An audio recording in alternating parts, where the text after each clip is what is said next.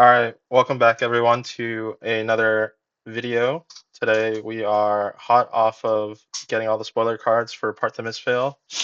I'm joined with Noah Beygelman. Uh, Okay. this is a familiar setting. We're like the only people working on KO, I guess, and Naive, and now we're gonna Yeah, be the only people talking about Part the Mistveil.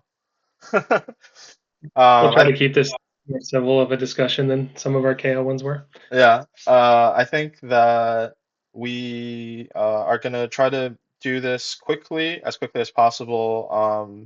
But I know that a lot of people who are attending the world premiere and pre-releases and such are going to be interested. So I think we're going to be focusing most of the discussion more towards draft, but I think that we'll talk a little bit about sealed at the very beginning, and how things relate. So that being said, let's kind of just jump right into it. Part the Mistveil is a three hero format. Um, there's three classes: new, the assassin, Enigma, the illusionist, and Zen, the ninja. And Enigma New Moon is not playable in limited. So let's just go over quickly what um what all the heroes do, what their primary weapon is, and then just talk about like a macro kind of game plan for them in terms of like what we're going to be evaluating cards based off of, and this is going to give us a better idea when we actually jump into the cards in the set. So let's talk Yeah, about new first. Uh, New's hero ability says that attacks with stealth gets when this chain link resolves, banish all action cards defending this. You can pay 3 chi as an instant and look at the top card of your opponent's deck, and if it's a blue, you can banish it. And I think like apart from banishing, like it's not reliant on you banishing the card from the top of their deck. You can play blue cards from your opponent's banish cost or banish zone without paying their cost. yep. S- One more key thing to note about the first line of text is that it gives the attacks with stealth the ability to banish. So if any of the attacks that we talk about later have an ability that says when this banishes X card, yeah, new is giving the card the ability, so that will trigger.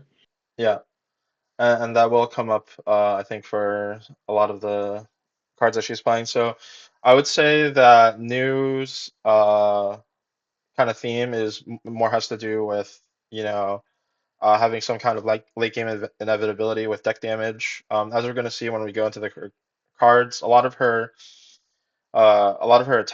attacks or just cards in general all block three for the most part. At least the ones with the assassin subtype, and she can be, I think, like relatively defensive deck, but also has attack reactions to kind of back up her hit triggers on a lot of the attacks that she is getting. How much do you think being able to play blues is going to factor into the limited games later on? Yeah, I think it gives you some, like you mentioned, with the inevitability in a late game, where it kind of functions differently based on the opponent she's playing against. When you're playing against Enigma, being able to play a lot of her instant blues essentially gives you like a cushion in the end game where you're like healing a bunch of life because you're now turning one card in your hand into maybe 5, 6 points of ward value. Um, and into Zen, you can get a similar like 5, 6, maybe a few more, just depending on how the game went. Points of value on offense, where you can have a lot of his cards that have natural go again, or that make tigers themselves and then combo off of tigers. So you kind of get a few points of value that way. And then in the mirror match, you have some extra reach if your opponent has like blue attack reactions, for example. You now have the ability to threaten to push for lethal with their blue attack reactions on your turn. So it kind of plays out in different ways, but a lot of it is more predicated on setting up some kind of end game where your opponent has a few banished cards that you want to play to kind of secure the win. Yeah, I think the way that I see it as well is that you get some advantage in terms of deck damage, where because you can convert cards in your opponent's deck to cards that you can later on play over the course of the game, you're just gonna have more cards available to you. I think part of the Mistveil is the first set where in both I think sealed and draft, there's just like a hard cap of 30 cards that you can play. So this is gonna be kind of like a new dynamic that is gonna come into play. And then her weapon, Beckoning Mistblade, is a one-handed dagger that you pay two to attack with go again. It only attacks for one, as most other assassin weapons do. But when it hits, you can give your next blue attack plus one and go again. So that's gonna be relevant, I think, in the late game when you are playing. Even sometimes there's like people are gonna be playing blue attacks that don't have go again, but can be quite powerful, especially like in the mystic type. And Yep. this weapon just threatens that you can pull off a pretty big turn in the late game off of, like two cards. Like if you pitch a blue, attack with the Beckoning Mistblade, then pitch a Chi, inner Chi to activate her hero ability, you can pull off, quite a lot of damage if they let the Beckoning Mistblade hit. Right. And a lot of times you're um, between the commons and rares, there's a lot of one cost attack reactions. So it fits nicely with the pitching a blue to dagger, play a zero cost, and then you spend your one floating on a reaction. Yeah.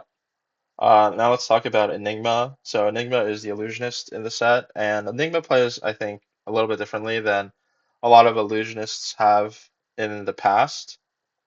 A lot of illusionists in past sets have kind of been predicated a lot on, well, at least like Dromai was like playing a lot of permanence, and Enigma has that permanent aspect to it. I think with Enigma, it's like really important to look at the weapon first to see like how she's going to be attacking. So her weapon Cosmo says that during your turn, auras you control with a ward are weapons with base power equal to their ward, and once per turn, you pay one resource to attack.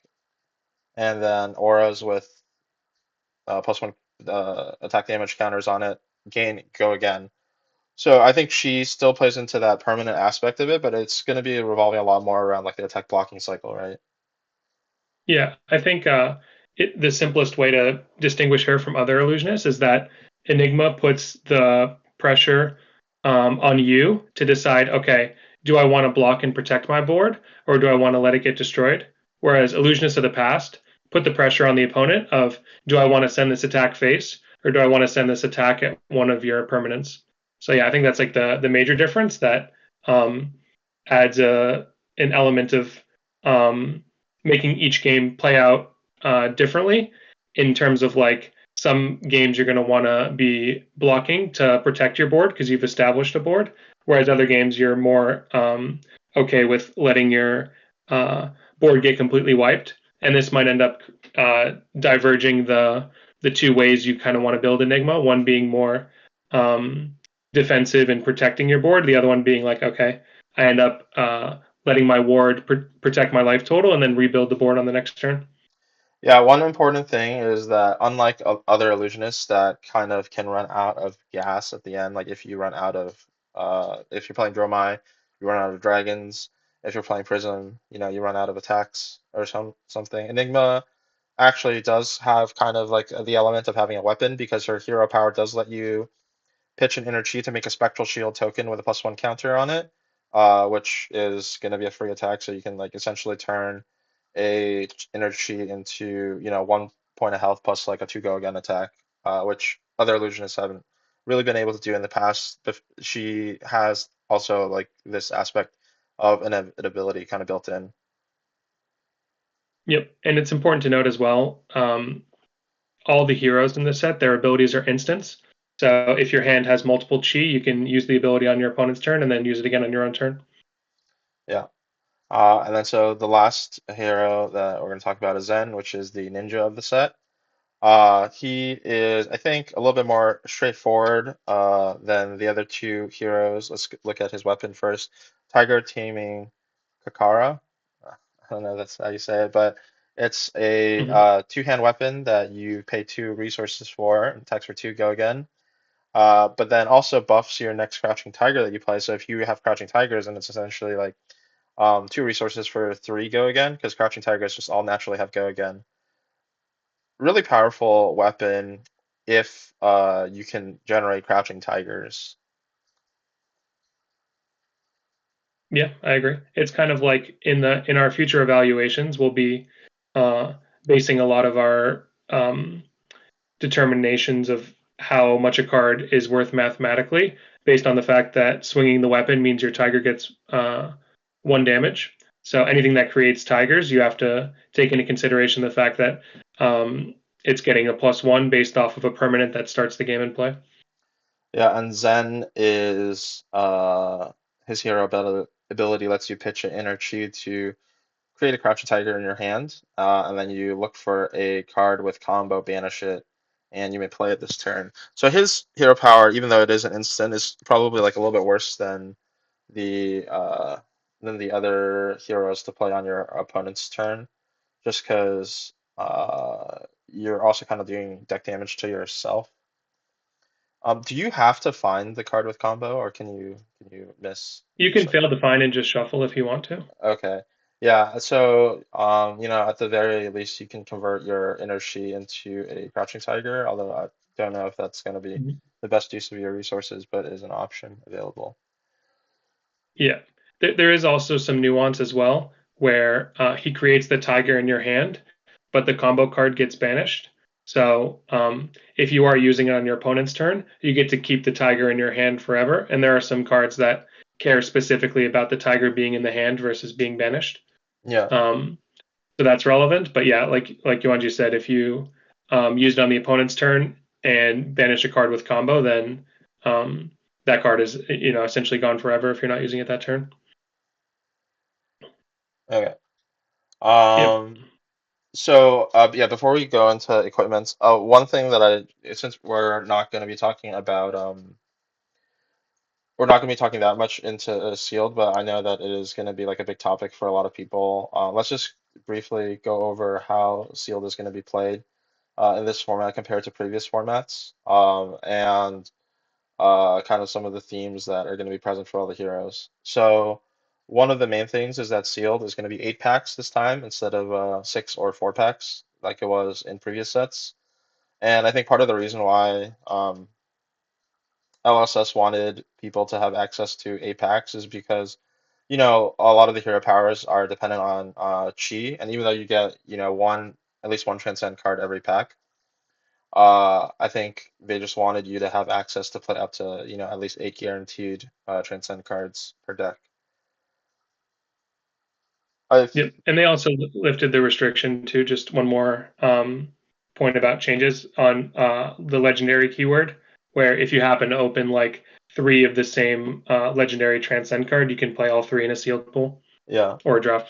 yeah. And then the other thing about sealed is that we did a quick number crunch for what all the block values are, just to get a sense for how the games are likely going to play out. And it looks like the block value is on average quite high. Uh, Enigma has a lot of no blocks, but they realistically convert into cards that block once you kind of let the ward prevent damage. And like almost every assassin card blocks for 3. A lot of the mystic talent cards also block for 3 when they aren't instants. And I think is the only kind of hero that stands out as having like a bunch of 2 blocks in the deck, but he also actually I think has access to quite a few 3 blocks as well. It's not like in a lot of other sets. Yeah, I think this is one of the most amount of three blocks that a ninja has had in a limited set that we've seen. Yeah, I think just the talent. So big difference from Uprising. I think an Uprising the Draconic talent had mostly 2 blocks. But here it's kind of the other way around, where you have like some 0 blocks, but mostly 3 blocks. All right.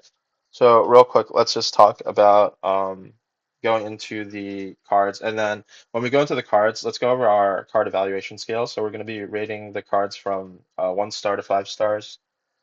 No, you want to talk about what each rating represents?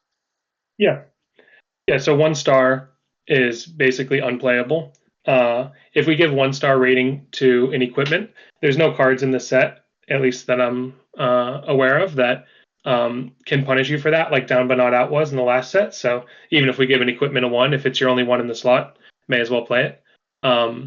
But yeah, these are cards that you should not be including in your deck if you have any choice in the matter. Then 2 star cards are cards that you should not be looking to draft highly, and you should avoid playing in sealed if possible. But they have potentially a high ceiling if you're able to line up some combo with them. There's a lot of synergy in the set, so there could be some cards that are too well in the course of a game. It could like totally win you that game because it lines up perfectly. In the long run, it's probably not that strong of a card. Then 3 stars will be like role fillers. These are cards you're happy to play. They may not be something that you're like, okay, I drew this card. It has like a very strong power on offense, so I'm just like definitely not blocking with it, even though it's a 3 block. These are just cards that are role fillers that you're going to fill out most of your deck with. Then the 4 and 5 stars, there's not a super huge distinction between the two. I think what'll end up happening a lot is there'll be cards that are like 4 star, but based on a specific like archetype of the hero you play, or if they are like playable in multiple heroes, they could be bumped up to like a 5 star rating in a particular hero, which is like bomb, pack one, pick one signals you into a hero, and this is something you should do. But I don't know if you have more to add. Yeah, that sounds good. Yeah, I think like the main difference between like a 5 star and a 4 star is just that 4 stars are kind of good cards that you always want to include in your deck when you have them drafted. The 5 stars, I think, are the cards that you like if you get past, like you really don't want to be passing up. Mm-hmm. All right, so let's just jump into it. We'll just go down the line. So, Heirloom of Snakehide. A lot of the equipment in the set have this cloak mechanic. So they come into play face down. Your opponent doesn't really know what equipments you're going to be playing, so there's going to be some amount of gamesmanship or metagaming on that level. This is a rare, so a lot of the rare cycle of chess pieces are class-specific equipments that have a uh, trigger, or is it a triggered ability? It's like a conditional ability Yeah. where if you're at 1 life, you can turn it face up. Mm-hmm. Which is kind of like a little bit different if you guys have played any other games that have kind of like comeback factors. This is, I believe, like Flesh and Blood's attempt at making kind of like a comeback mechanic. So normally when you get hit to 1 life, you're, in pretty bad shape. Every time that your opponent attacks you with a breakpoint, you're, kind of forced to go minus value. But in this set, actually, getting hit to 1 life can be a disadvantage for your opponent. Yep. Yeah, I think it's a pretty cool element, kind of like coming from like the RPG fighting game genre, where it's common to have some ability that's like your last stand, you live on 1 life and you come back. As X Factor. Um, yeah, exactly. Yep. And yeah, I think all of the 1 life ones are solely on chest pieces, so you can kind of get a sense if your opponent is not really considering their chest at all, or they seem to be making plays where they're going down in life a lot. I think the chest slot is probably the easiest to read of whether it's one of these cloaked have exactly 1 life chess pieces or not. But like you said, there's an element of gamesmanship where maybe you have one of the ones we'll talk about later, the one that the solo chess piece that's not having exactly 1 life of like um, not letting your opponent be keen to that fact. But yeah, we can go into the actual cards now. Yeah, so this one has Battle Worn 2. It's an assassin equipment. Battle Worn 2 is pretty strong on any equipment. Particularly if you're at 1 life, it kind of lets you live through basically like two breakpoints, which is, I think, quite strong. Yeah, yeah. I think this one, because it's the assassin chess piece, is um, I mean, do you want me to go first with like saying my grade and then Yeah, explain yeah, about it? yeah, yeah. What's Yeah, what's okay. your grade? So I would give this card just like a 2. Okay. Uh, because in Assassin, so firstly, like the battle worn aspect of it, Yeah. um, means it's pretty difficult for you to be able to block with it twice on that turn because theoretically your opponent's going to be presenting lethal on that turn, Yeah. so they're probably not going to close the combat chain. So like it being battle worn just versus blocking two is like not that much of a difference because you're either living that turn or you're not living that turn in Assassin because your opponent's probably on a low deck situation. And I think that the Assassin game plan kind of revolves around having guaranteed inner chi at the super endgame. So I think one of the chess pieces that is available at common, the Koi Blessed Kimono, Yeah. is like a way better chess piece option for Assassin specifically. So that's why I Hmm. think this, it being a rare, I don't think I'm ever gonna like spend a high draft pick on this card Interesting. just I because of have it the pretty alternative. high. Yeah, I think this card Yeah. is between like a 3 or a 4. Uh, Okay. Mostly because I think if you for me like how the games are gonna play out in my theoretical model is more so that usually when you're getting attacked to 1 life, you need a comeback that lets you kind of they're usually like hitting you with like a breakpoint, and how people end up losing in those situations is that they attack you with a breakpoint and then you have to spend 2 cards on it. Uh so it's essentially like the first block buys you a card, and then the fact that it's battle worn, so it's able to buy you like another card for like the second time, means that in an end game situation it's going to be, I think, worth on average about 2 cards. Whereas and we'll talk about the energy one later. I think being able to kind of like mount an offense when I am kind of going to 1 life. Usually I'm like controlling going to 1 life by like blocking with cards from my hand. Might not be as useful as staying alive and then playing like a 1 card hand or 2 cards. So Yeah. yeah, I give it like a between like a 3 or 4. I'm probably leaning more towards 4, but we'll see how Oh, it okay. ends up Well, playing out. yeah, we'll see. Rousing Wave is a common equipment arms. So attack reaction, you pay 1 resource to destroy it, and you make a Fang Strike. So Fang Strike is another attack reaction that's free that buffs the power of an attack by 1. And this arm also has Battle Worn 1. Yeah, this one I give kind of similar to what you were saying between like three and four, but leaning more towards four. Hmm. Uh, I think the fact that activating the card itself is an attack reaction is part of what makes it super strong, in Yeah, that you can turn on some of the attacks we'll talk about later that care about playing multiple attack reactions. yeah, The Fang Strike itself is an attack reaction, so you're able to play two attack reactions off of something that starts in play, stays in play, yeah. and that it has battle worn, meaning it's not like you're forced to block with it and it'll get destroyed at the start of turn and you have to, cash it in immediately. Hmm. Yeah, I think this is like a four.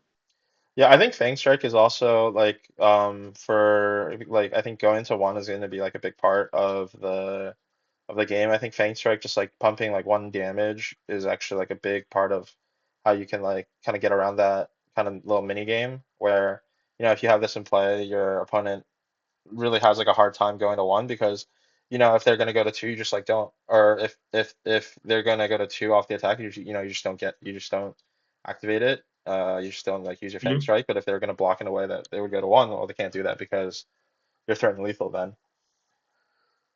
Yeah. So I think this card is, yeah, I think probably going to end up being quite strong. I think any assassin is probably going to want to pick this card kind of high. So I'm okay with a 4 rating on this. Yep. Undertow Stilettos is an assassin equipment legs, similar to the arms, except this time you make a slither token, or it's not a token, it's a card. Slither is another attack reaction that instead of giving +1 attack, it gives go again. How do we feel about this one? Yeah, I think this one is also like a four. Yeah, Um, yeah, just the fact that your opponent doesn't know if you start your turn with an like a dagger, you have one floating, three cards left in your hand, and then you swing an attack. Your opponent doesn't know if you're gonna, with that one floating, play a 1 for 3 attack reaction Yeah, to buff up your attack, and then that's your turn, or you're gonna pop your stilettos, get slither, give your attack go again, and then swing another attack. yeah. So that element of surprise, this is like 4 close to 5 for me, honestly. Hmm. Um, just for that like surprise factor that assassin is known for. I Yeah, feel like even if this didn't have battle worn, it would like still almost be like a 3.5, 4. yeah. That's funny. I'm kind of on the opposite. I think that Slither is going to be less useful than Fang Strike in limited. Yeah. I think my main reason for that is that if we were playing constructed decks where all of the attacks that we choose have breakpoints, Go Again's Hmm. really strong. But I think how it's going to end up playing out is that having Go Again also requires you to have more cards in your hand. So, especially when in the course of, a lot of limited games that go long, when it One of comes, the things to keep in mind, by the way, just yeah. just you don't actually have to have more cards in your hand in new because you can play your opponent's cards. No, no, So no, like you yeah, yeah, can, I understand. yeah, But can yeah, does Slither work on any attacks or just assassin yeah, it works attacks? on any attack. Oh, So it's okay. part of like the end game where like yeah, you can pitch a chi, Yeah, attack with your opponent's card, give it go again, and then attack with another one of your opponent's cards. yeah. I think for the reasons of having +1 damage randomly gank like ward permanents with higher than, like one ward, like if your opponent doesn't have a spectral shield in play and they have like a bunch of ward like twos and threes, I Hmm.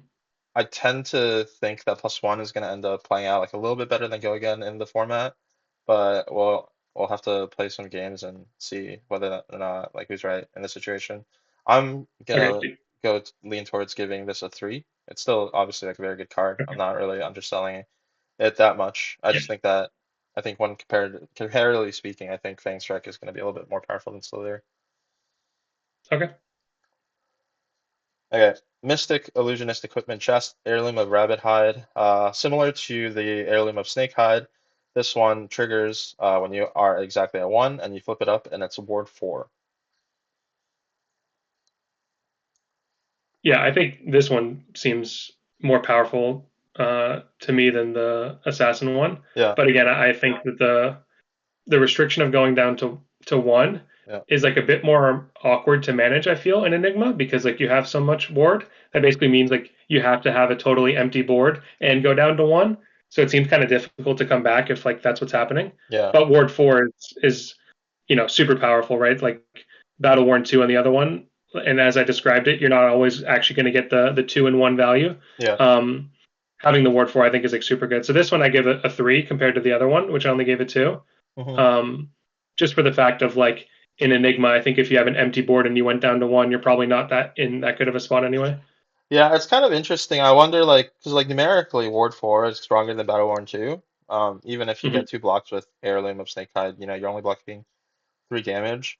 I think the fact that Ward has to just like block off of like a single instance makes it a little bit awkward in that sense, where, Hmm. best case scenario, your opponent is attacking, you're at 1, your opponent attacks you with a 4 power attack, and you block 4, right? In like a kind of like normal-ish scenario, your opponent is attacking you for like 2 or 1. Let's say like you're getting attacked with like a crouching tiger or something that has 1 power, and you know, then it blocks 1. If your opponent attacks you with something that has 6 power and you put a card in front of it, it blocks 3, right? So it's going to be a little bit more variable in terms of how much you can control, like how many cards it's worth. The scenario where it's blocking a 4 power attack is obviously it's going to be worth 2 cards. And that's like the best case scenario. Yeah. Enigma has Yeah, I some, just think I think in the end game there will be some like combat trick mechanics in terms of like the cloaked arms giving +1 or yeah, assassin with attack reacts. So having the ward is also valuable when you're at one. You don't have to like overblock like you yeah, may agreed. have to with the heirloom. Yeah, it's this equipment is definitely much better into attack reacts. So like there's obviously some situations where having battle worn is better and some situations where this is just like way better. I think my rating for this is going to be similar to the Snake Cat. I think I give this a 4 out of 5. Where I Yeah. just think that you know, all of these cards, just like numerically, are very strong. Even if you think that this is like three on average, it's still like very strong for an equipment piece. Yeah. Truths Retold is a hat that has cloaked, and then so you can pay one resource to turn it face up. And then when you do that, you can put an aura from your graveyard on the bottom of your deck. So it's a little bit of like deck cycling, or deck, what's it called? You're getting back like additional card resources. Hmm. It has ward one, so it blocks one damage. Uh, this is like an interesting card. I mean, I guess Enigma is like paying one on your. I guess you don't have to do it on your opponent's turn. You can also do it on your turn when you have an extra resource floating. Um, but probably Enigma having a bunch of instants, it's not the worst to pay one on your opponent's turn if you have to use it to Yeah. like block out like a attack react or something. So there are actually some merits to paying one because the other generic Mystic one, you would think at face value is just better because it just prevent one with no resource cost. But there's actually a lot of the wards for Enigma that get bonus defensive value if you have a blue card currently in your pitch zone. Yeah. So having a way to enable that on your opponent's turn, if you weren't able to draft many of the instant speed auras to that cost resources, so you can have blue cards to enable your larger ward protection abilities. I think this is like decent. So I still give it just. Um, I think this one actually is still just a three because Yeah. like it's not something I care too much to spend a high pick on, but like I'm not mad having this card in my deck. Like I said, it'll fill that role of like um you either have random pitch floating because you wanted to play an instant before your opponent passed, or you want to enable your cards having a blue in the pitch zone for the turn. So How much yeah, of I the think deck it's filling aspect do you think? Like how good do you think that is? I think it's not worth one resource. Yeah.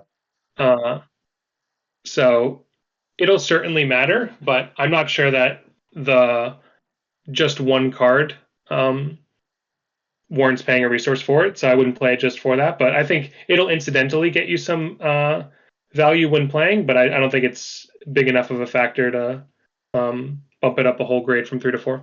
Yeah, I have it about like between two and a three, probably three, but Yeah, I think it's three when you consider the possibility of turning on your bigger wards on their turn. yeah, Uphold Tradition is the Illusionist arms.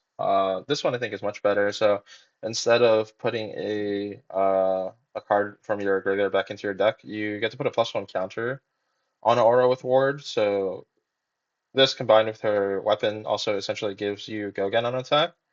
And she is pretty cost efficient. So if you have like two auras with ward, and then you spend one resource to turn this face up, and then you get to like off of blue like attack twice, which I think is quite large value.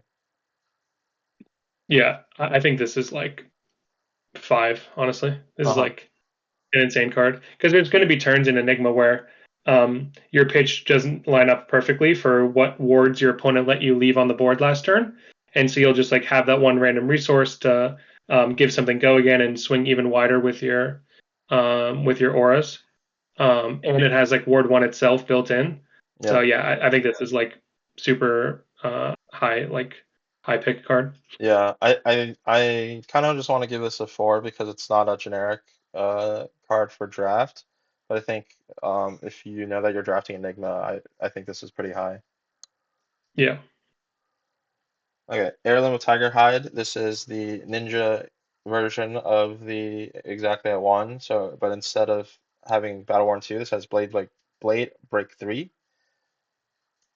I feel like this is the worst one out of the three heirlooms. Um, I'm not sure that's true. I think it's kind of on par with the snake hide one. Uh-huh. Um, yeah, kind of the same thoughts I had about the snake hide one I have is this where um, you're not given the power of like the ward ability to play around reaction cards. Yeah, so you have to cash it in on a solo attack. But I do think the three attack contesting with um, stealth cards from your opponent, because I can see a play pattern of new where they're pitching like a red and a blue to throw two daggers, so they'll have some amount of these three attack red stealth cards in the end game to where this like blocks them out cleanly. yeah, But I'm still not super hyped to play these have to go to exactly to one, especially in Ninja where you have more two blocks and more cards that like require uh, other cards to play. So yeah, this one I think I also give it two. yeah. This I am more okay giving it a lower score. I think Zen also probably I think benefits the most off of just like grabbing an inner chi uh from the deck. I think he can like utilize it like most offen like he gains like the most like immediate damage out of pitching energy with his hero ability. Yeah. Um Yeah, I think if you're going down to super low life total, it's got to be to like make a final push to win. Otherwise, you've lost. Not really like, oh, I went down to one. Now let me like turtle up and stall for a couple more turns with this armor. yeah. Yeah, so I'm kind of on board giving it between like a 2 and a 3. So I'll give it a 3 for the sake of balance. Okay, sure. Stride of Reprisal. This is Blade Break 1, and then it makes a Crouching Tiger in your hand when it blocks. There's quite a few cards that care about having Crouching Tiger. So this having the Crouching Tiger, even if you don't swing the weapon to get like +1 on it, does convert into some amount of damage, right? Oh, yeah, I mean, this card's like amazing, I think, Mm-hmm. because no matter what, it's going to be at least one damage off your weapon. Yeah. So yeah, I think this one's also like a five. It's similar to Uphold Tradition, where like if I'm playing Zen and I don't have this card, my deck is like significantly worse. Uh-huh. So yeah, I think this is like a five if you want to have a good Zen deck. Interesting. Yeah, I kind of want to put this at like I think this is like a little bit worse than Uphold Tradition, just because I think like the situations that it's going to come up are like a little bit more situational.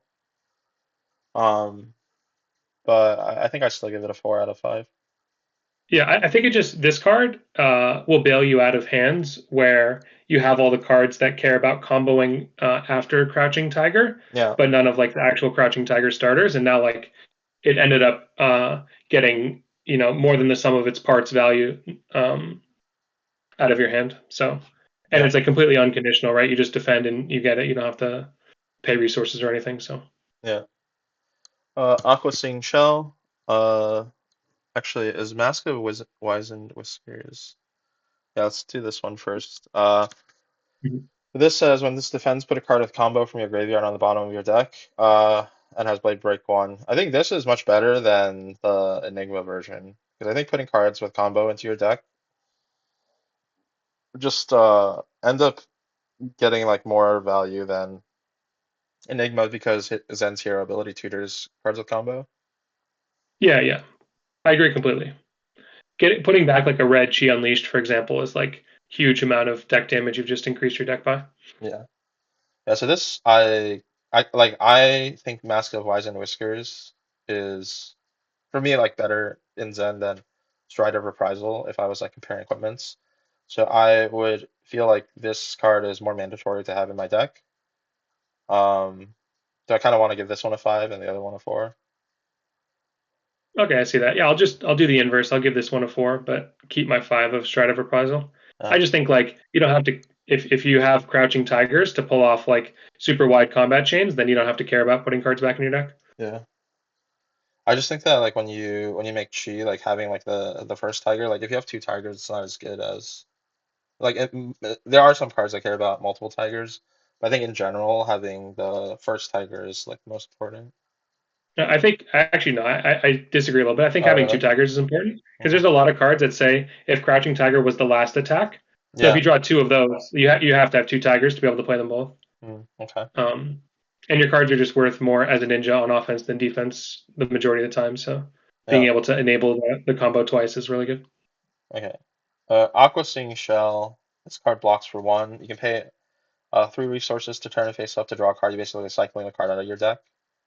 But it destroys at the beginning of your turn. So like realistically, you're gonna be playing it when you draw too many blues in a hand, I guess. And you just want to cycle and block it out. I don't really like this card that much. Uh, I yeah, it's I think it's. Go ahead. I was gonna say there's like some applications, there's like some Mystic cards I care about like how many blues are in your pitch. And so if you have one of Hmm. those, like maybe like this card like this gets a bit better just using it as like Yeah, a cycler, but I I would definitely prefer to have like the rare chest over like any over like this like all of them. I would prefer to have over this. yeah. I think most of the cards you're referencing to that care about number of blue cards are majestics anyway, so it's pretty unlikely for you to actually get value. There's deep blue sea, I guess. Yeah. Some of the rare cycle of mystic cards that care about the number of blues that you pitch, but Yeah, I'm there's assuming that when we get down defense there, you'll reaction. see we Is the yeah, defense the defense reaction? reaction as Yeah. well. Yeah. Yeah. Yeah. So there's some payoff, but yeah, I don't think it's big enough to warrant like this like awkwardness of having to pay three to essentially just enable a blade break equipment. Yeah, But who to me knows? this This card is I go think ahead. this card is most similar to like in Monarch. So like in Monarch, Ironhide equipments are like pretty strong, but like for example, if you're like playing Prism, like you kind of want like a couple of Ironhide equipment to like turn on, like you being able to activate like Prism Hero ability. And this is like kind of similar where like if you have like a card already that like just turns on, then the value of this card gets much higher. But like in a vacuum, Yeah. like early on in the draft, I think this card's value is very low. So one situation that I want to bring up too, I mentioned it earlier about the being able to get a blue into your pitch zone for um the ward Yeah, mist yeah, the ward mystic cards. So this is also relevant for that, where you just literally want to have a blue card exist in your pitch zone to make your ward cards higher. So I think while this is like not great in new and Zen, it's probably like a two in those classes. yeah, I do think it gets bumped up in Enigma where you have those cards that care about a blue existing in your pitch zone on your opponent's turn. So right. I would say, yeah, it's like it could be. I think it's like a three, yeah, three in those and two in the other, and two in the rest. Yeah, I'm kind of two across the board, but yeah, I could see an Enigma being a little bit stronger. Yeah, Koi Blessed Kimono also has cloaked. So this is also like a one life kind of comeback card. That says when this is turned face up, destroy it, and then look for energy. So basically, this is the card that we were alluding to earlier when we were talking about the other rare chess pieces. So this card at common kind of tutors up an energy if you've already transcended and put it into your deck. And I think this card at face value is very strong. I think Chi is worth a bit more than three, usually. So, like the only downside is that, you're a little bit weaker to just like dying randomly, if you're at one. yeah. I do think though that this enables a play pattern since Fab Limited you start at 20 life and there's some potential for wide combos, especially in Zen that could potentially present like 15 plus damage, where having the ability to go to one, maybe the opponent's at like 10 or 11, but because you have like an effective six card hand now, you're able to present lethal through their hand, and then you end up like having an advantage because of this chess piece and like strategically going to one Yeah, to have like a greater than the sum of their parts hand. yeah, that's fair. I give this probably a three. Yeah, Um, I give this one a four. yeah, I could see it being four. I have to play more games to see how often having a cheat coming up is going to be relevant. I just think most of the times in Fab where I'm going to one and I think I'm going to win that game still are Yeah, where I went to one strategically yeah, to present a hand that like wins me the game. yeah. Sometimes I go to one unstrategically and then claw back. Fair. Waves of Aquamarine. I'm trying to speed it up a little bit. I think we're also Sorry, gonna sorry. do some of the other cards in groups, but Waves of Mhm. Aquamarine is arms, generic arms, and then you attack reaction, turn it face up, and then give an attack +1. And then at the start of your turn, destroy this. So this is kind of in contrast to the assassin arms, where you kind of get both. You get both a block and a attack pump, unless you want to pump your opponent's attacks. Then I think you just wanna you do one or the other. Yeah, It's also kind of yeah, interesting. You can't like if your opponent only attacks with like one thing, you can't like flip it up because you need to target something. So if you if you target your like opponent's if you target your opponent's attack, like blocking one doesn't do anything, right? I yeah, think exactly. It's pretty close. yeah. I still think that giving an attack +1 is quite strong. This is obviously worse than the assassin arms, and I think I gave that one like a 4. I kind of want to give this a 3. I just think that buffing attack is going to end up being like really powerful in the format. Yeah, yeah, I'll give it a 3. I think it's yeah. There's going to be random times when you just have a resource floating and you can cash it in. Hmm. Um, so yeah, in addition to strategically using it, just cashing it in for value when you can is good. So um, yeah, I'll give it a 3.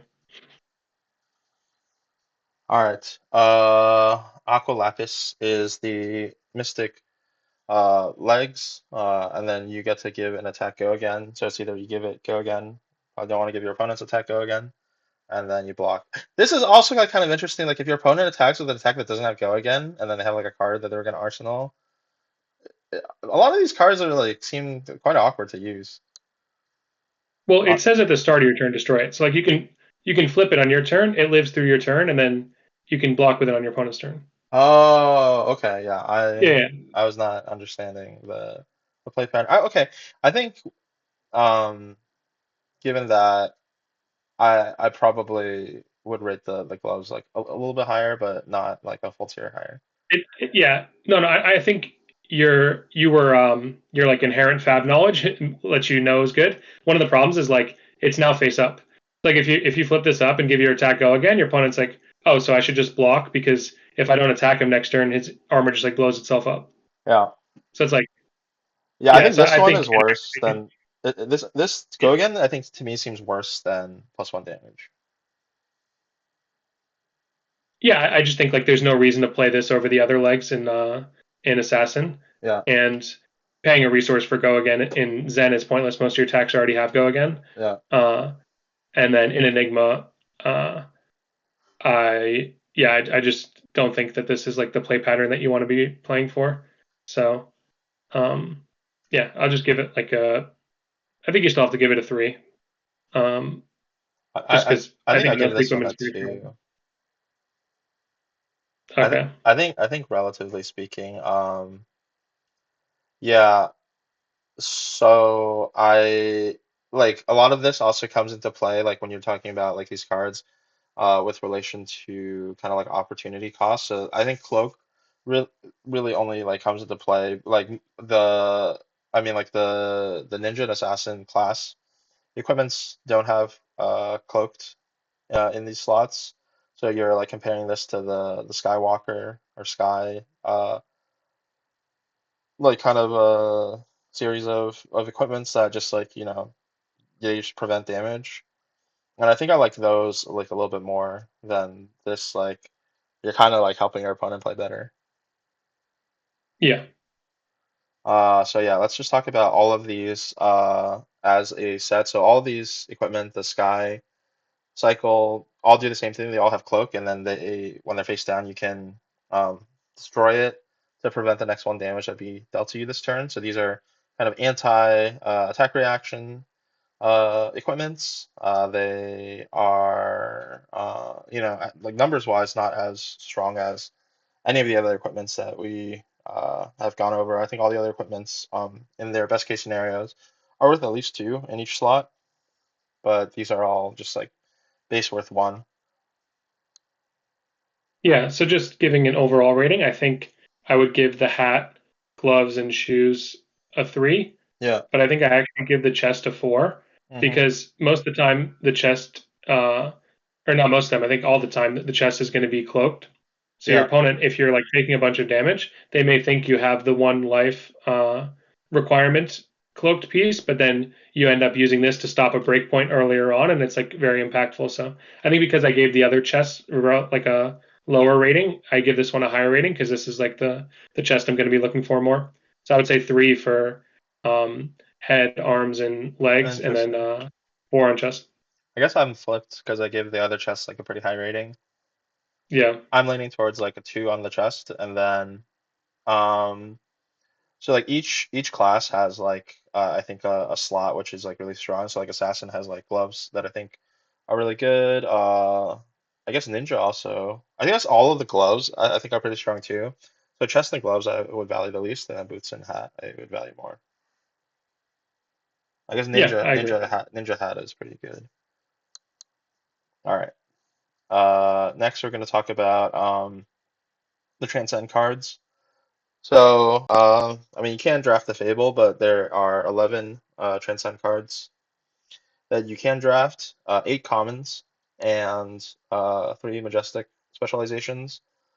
So let's just talk about as a whole, kind of like the Transcend mechanic, inner chi. Like, how important do you think it is to have access to inner chi in Part the Mistveil?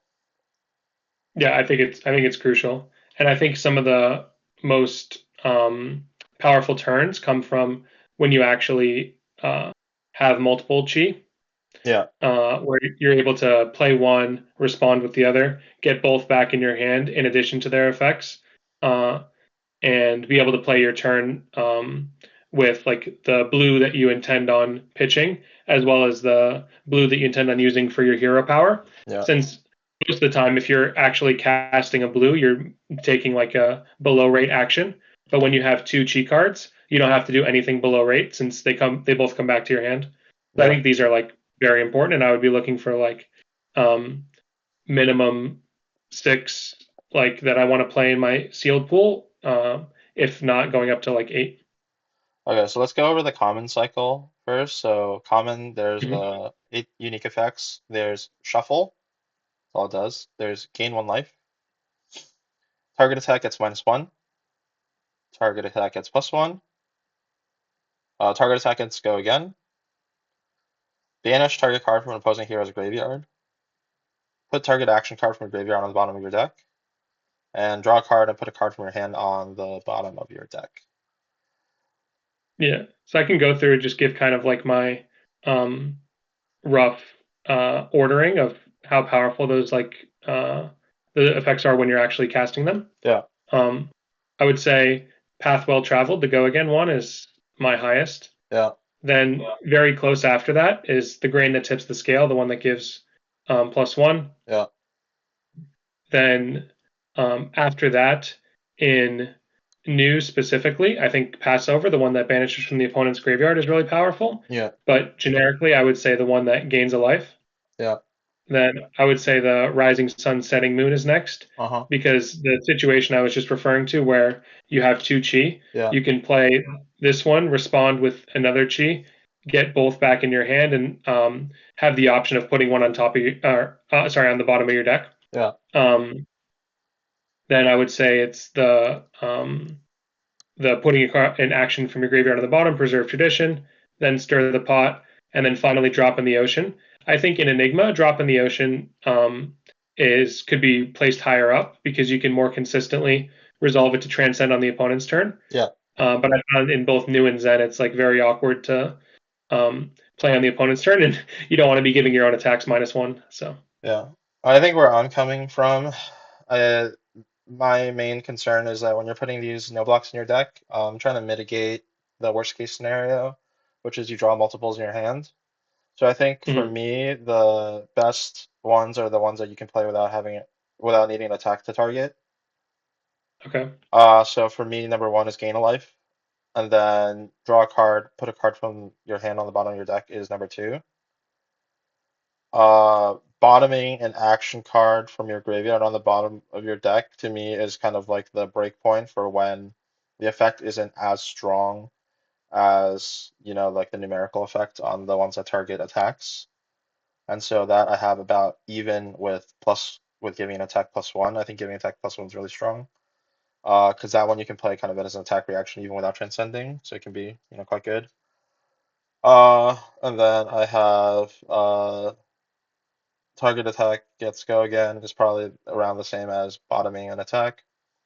And then I have banishing a card and shuffle being kind of the worst, but banishing a card from your opponent's graveyard obviously has some good applications in new. Yeah, I think it's really not to be understated. If you just look at like numerical value of being able to pass over, for example, like uh, a blue instant ward card from Enigma, that's normally pretty hard to get banished since new hero ability only banishes actions that are defending. Yeah, Um, so yeah, so like being able to set that up and have a targeted banish is like pretty key to setting up an end game that's favorable for you. yeah. Okay. And then so I would give across the board, I think the bottom of these cards is 3. Yeah, And then for me, the gain a life, draw a card, uh, target attack gets +1, put an action card from the graveyard on the bottom, and target attack gets go again are probably 4s, and everything else is to me a 3. yeah. I personally have found um, the +1 and go again end up being like closer to the 5 power level, but not in all the heroes. So yeah, I would agree with your assessments of which are 4s and which are 3s. Yeah, But there's nothing that's below a 3. yeah. I think they're just too important to the overall how the heroes function. Yeah, It's okay. So now let's go over the specialization. So Zen specialization is Jade Tiger Domain. So if you play another blue card, you can choose 3. So you can just create 2 Counter Tigers in your hand, give all your Counter Tigers +1, and Transcend. I guess ideally you would want to play 3 or play pick all 3, but it does cost 3, so it can be like I think quite difficult to set up. yeah. I've actually been not a huge fan of these. Yeah, I think they're if you are able to set them up, they go way above rate of what like a blue 3 cost card should be doing. yeah, Especially the ninja one and the illusionist one. I found that the assassin one is not that strong. yeah, Like it's not warrants. It doesn't warrant the 3 cost. yeah, But if you're able to set up a turn where you're getting like you're essentially the blue is replacing itself because it comes back to your hand. yeah, So it's like you're only spending 1 card on this, and 1 card make 2 tigers and potentially give like 4 tigers if you're already able to make 2. +1. I mean that's like a super powerful ability. So yeah. um, I think in general, the my best use case for this is you're going first, and you just transcend off the bat, and you just like play it without playing another blue card. You just start, you just have energy. I don't know. Yeah, this card to me is a 2. I mean, obviously we said that all cheat cards are have like a baseline, but like this one you have to pay a resource cost for. So I think it's very yeah, very situational. yeah. I think it's a 2 in a sense where if you set it up, it'll be nuts, but most Yeah, of the time it'll be bad. yeah. Sacred Art, Immortal Lunar Shrine. So this one, if you played a blue card this turn, you choose 3. So you can make 2 spectral shields. You can put a +1 counter on each aura with board you control on Transcend. This card I think is actually quite playable by itself for the second ability. I think putting a Right. Yeah. +1 counter on each aura with ward you control. I think for me the break-even point is if I make 2 +1 counters on a single turn when I have like a 3 card hand, and then I can swing 3 wide is when it starts getting a little bit out of hand. I don't know how realistic it's going to be to keep 3 auras of ward on the field, but that to me is that's kind of like the tipping point. And then so any situation where you can get all 3 effects, and 2 of the auras are just spectral shields. Just is icing on the cake. So this card, I think, to me is actually quite strong. I would put this at a 4. Yeah. Yeah. This one is probably much easier to resolve the choose 3. So I agree. It's a 4. Yeah, I think for me the main breakpoint of this card, like the main difference, is that this card, if I just like play the second ability, I can see situations where playing the second ability is just like very worth the two cards. Yeah, yeah, agreed. Whereas making two Crouching Tigers, I don't think does it for me. Well, I mean, it's kind of the same thing because your tigers get +1, so it's like you're making them and giving them +1. No, no, no, but if you only get to pick one mode, Oh, I see what you're saying. Yeah, yeah, like I wouldn't want to pay two cards to just like make two tigers. I think if you're only choosing one mode, so it's not coming back to your hand, like your turn is going to be quite bad. I don't know. I don't know Yeah, that it's like really feasible to to cast any of these for just one of the modes. yeah, but I think the situation could arise, right? Like if you do end up with, like three auras on the field, like Because the thing is, if you're in that situation and you want to swing your board after, yeah, then like you should have, in order to do that, you would need 3 blues because you need one to play this, you need the card itself, yeah, and then the blue to swing your board after. yeah. So you could have probably just like played one of the blues and then transcended this, you Well, know? not if the blues have cost, right? That only Yeah, works it depends. if they cost zero. Yeah, if you can't leverage the fourth card in your hand, if you have to Yeah, block it or something, yeah. yeah. Sacred Art, Undercurrent Desires. So you can either make a Fang Strike and the Slither, banish two cards in opposing hero's graveyard, or Transcend. I think this to me is like the middle one, where I actually think here, similar to Enigma's, I think picking the second mode without playing a blue card first, I could see being like a worthwhile play. Because if you banish, let's say like your opponent has like two Mystic, some of the Mystic like attacks are just like 5 power, right? I would be pretty okay, paying two cards and banishing like 10 power, and then getting to play it later.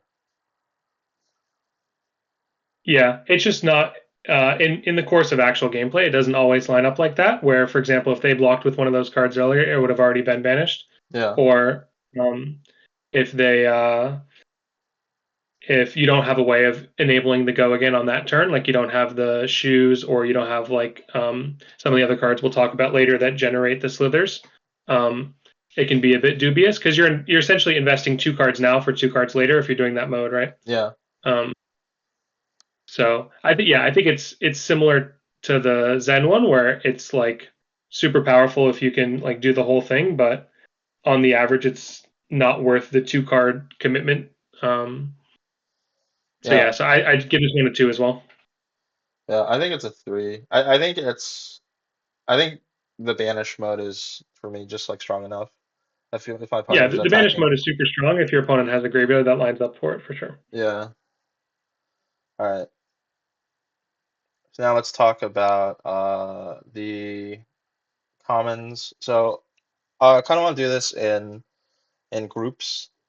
So there's basically like nine, I guess, like common Mystic Assassin attack reactions. Hiss and Venom Spite are the ones that scale damage. So Hiss scales damage 3-2-1 on red, yellow, blue. Uh, all of these are Hiss and Venom Spite both cost 1, and all of them block for 3. So at base value, they all block 3, which is quite a good baseline value. Hiss makes slithers, and Venomous Spites make Fang Strikes. And so let's talk about these two cycles first. I am kind of more in the line of I think Fang Strikes are better than Slithers. So Yeah, I would probably rate like Red Venomous Bite close to a 4. Red Hiss is like kind of just under that for me. Like it might still be in that 4 rating. Like if we could do half ratings, I'd give it like a 3-5. Uh yeah. I think just red reactions that are 1 for 3 at base have to be at least a 4, yeah, given the fact that they also block 3. yeah. The blue copies are actually I think kind of interesting because, you can kind of use them to set up for like the late game as you're pitching them, and it comes back up in second cycle. Uh you can Yeah, you can give one of the something things that's towards really bad though or an is effect. playing blue attack reactions in the new mirror. Yeah, Uh, if you ever let them get banished, then your opponent, because one of the problems in the with the idea of playing all your opponent's banished cards is that you don't have infinite action points. yeah, Um, So yeah, playing blue attack reactions, they're just something you have to be careful about. If you have a lot of them in your deck, you may want to consider blocking and not letting stealth cards banish the top card of your deck and randomly No, get rid of these. there's some play to it. Like you can just be selective about like what you're blocking. Yeah, So I think I would probably rate the blue attack reactions in general as being about like threes. The reds yeah. like fours, and then yellows are kind of in between. I think the fact that they block three, you can't really rate them below a three. Yeah, I think I would pick the Fang Strike. So Venomous Bite. I'm more inclined to make the yellow one also a four, and then Yellow Hiss. I'd be more inclined to make it a three. Intimate Inducement is kind of interesting, where the whole color cycle basically only pumps one for all of them. The upside is that it costs zero, so it's a little bit less telegraphed. You look at the top four cards of your opponent's deck and you choose a card, and if it's blue, you can make them block with it. So, it's a way for you to get cards in the banish zone.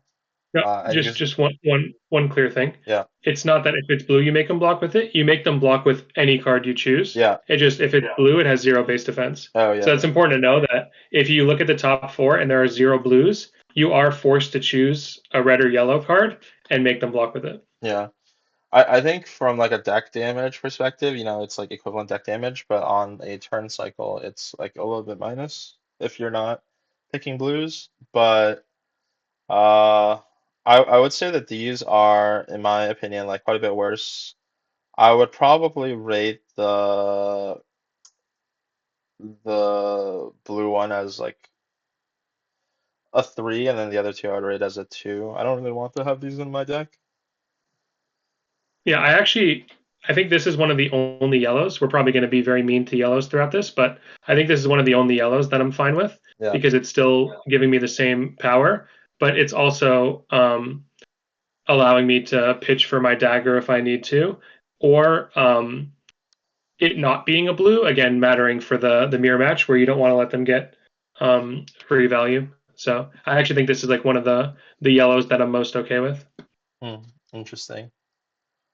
Now let's talk about the Mystic Illusionist uh, commons. So it's basically like a cycle of ward cards.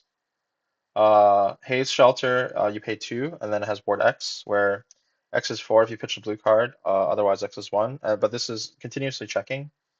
So it's just like if you have pitched a blue card, it has ward four. So this is kind of I think what we were talking about Yeah. before, where like some like the equipment that you pay three and you draw a card can be like pretty good with this card. Some like a quick heuristic for how I'm doing like Enigma math um for the value of aura. So this is like if I'm pitching a blue and I play a haze shelter and I attack with it, then I'm attacking for four, and then it's gonna block for one if I don't pitch a blue, right? So then it's worth about like a two card, five, which is not that great. But if I can keep it alive and attack with it a second time, then the value kind of skyrockets. Mhm. So like a lot of illusionist cards are kind of like this, where like for at least for the permanents, like the longer they stay alive, the more value accrue each turn. Like every turn that the haze shelter stays on board, you kind of get like another like three value from it, as long as you're not like maxed out on action points, right? Uh, Yeah. I think this card is quite strong in red. I don't know what I think about the blue one. Um, I think the blue one is quite medium. I would probably rate the red haze shelter at close to a four or like a 3.5 if you can have ways to pitch on your opponent's turn. Yeah. Yeah, I would agree. It's a three unless you have one to two equipments that let you pitch on the opponent's turn, or you have an abundance of these instant auras that let you pitch on the opponent's turn. Yeah. Um, then it would become a four. Yeah, the other thing to note is that in Enigma, if you go first and you play like these auras, you do get like a little bit of extra value going first. Yeah, yeah. Sometimes it can be a lot of extra value for sure. Yeah, so yeah, that's kind of where I'm at with that one. Waning Vengeance is just always Ward 3, so when you do the math, it's like a little bit different. So this it's like if you pitch a blue and you play this, and as your 2 card hand, you attack with it for 3. Then you let it soak 3 damage. It's 2 card 6, which is uh, kind of okay. But then if you pitch the blue card this turn when it leaves the arena, so again, like if you find ways to pitch blue cards, then it comes like a 2 card 7, assuming that it only lives for 1 turn. Yeah, I think this card's super strong. I think this one's like 4. Yeah. I think pretty It's integral similar. to any Enigma deck, right?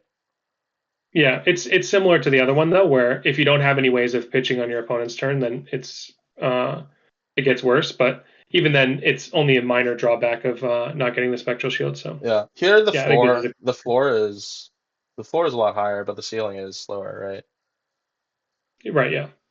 You just like attack for less and it soaks less damage.